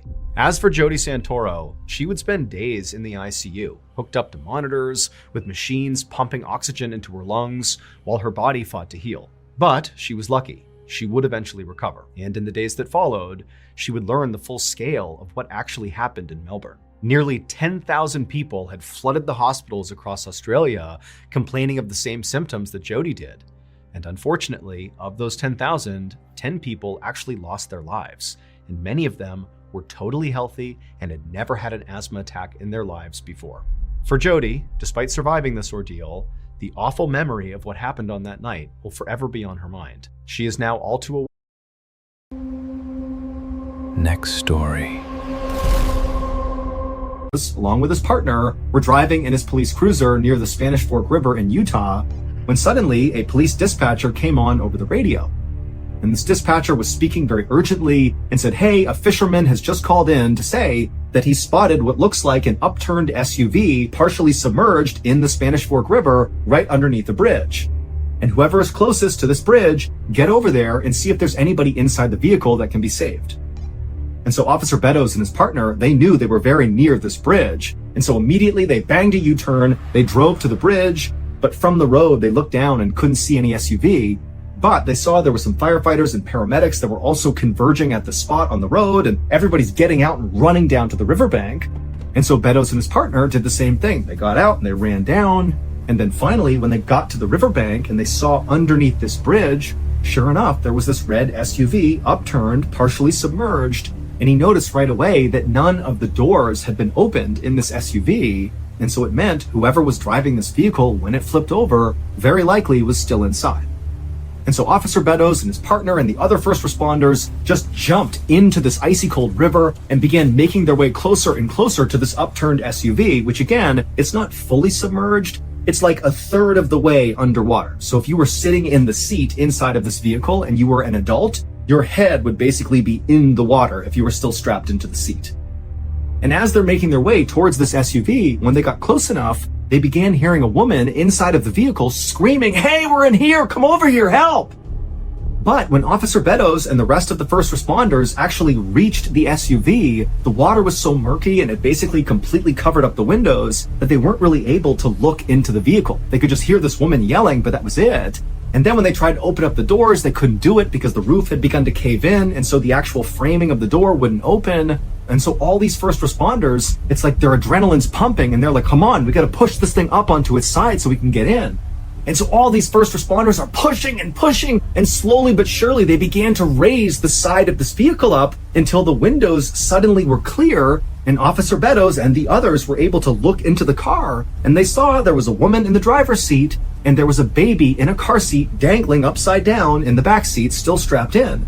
And so Beddoes began screaming, "There's a baby in here, there's a baby in here." And suddenly it was like everybody got extra strength and they pushed this vehicle all the way up onto its side. And then one of the firefighters climbed up onto the side of the car, which now was the highest point of the car. And he reached in and he clipped the straps holding the baby who had been upside down, dangling there, cut the straps and pulled the baby out and handed the baby over to Officer Beddoes. And then the firefighter began doing the same thing to get the woman out. But Officer Beddoes, at this point, he just took this baby, he turned away, he figured the first responders will handle this woman, and he's going to take this baby to safety, because he couldn't even tell if the baby was alive or not.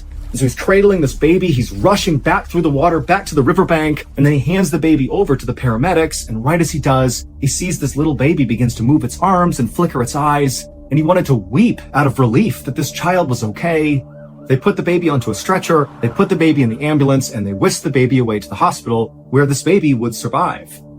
But after the baby had been taken away, Officer Beddoes turned his attention back to the SUV and back to the woman to see how she was doing, but he could tell right away from the way people were acting, all the other first responders that were still dealing with the crisis in the water, the way they were acting indicated that something is off here.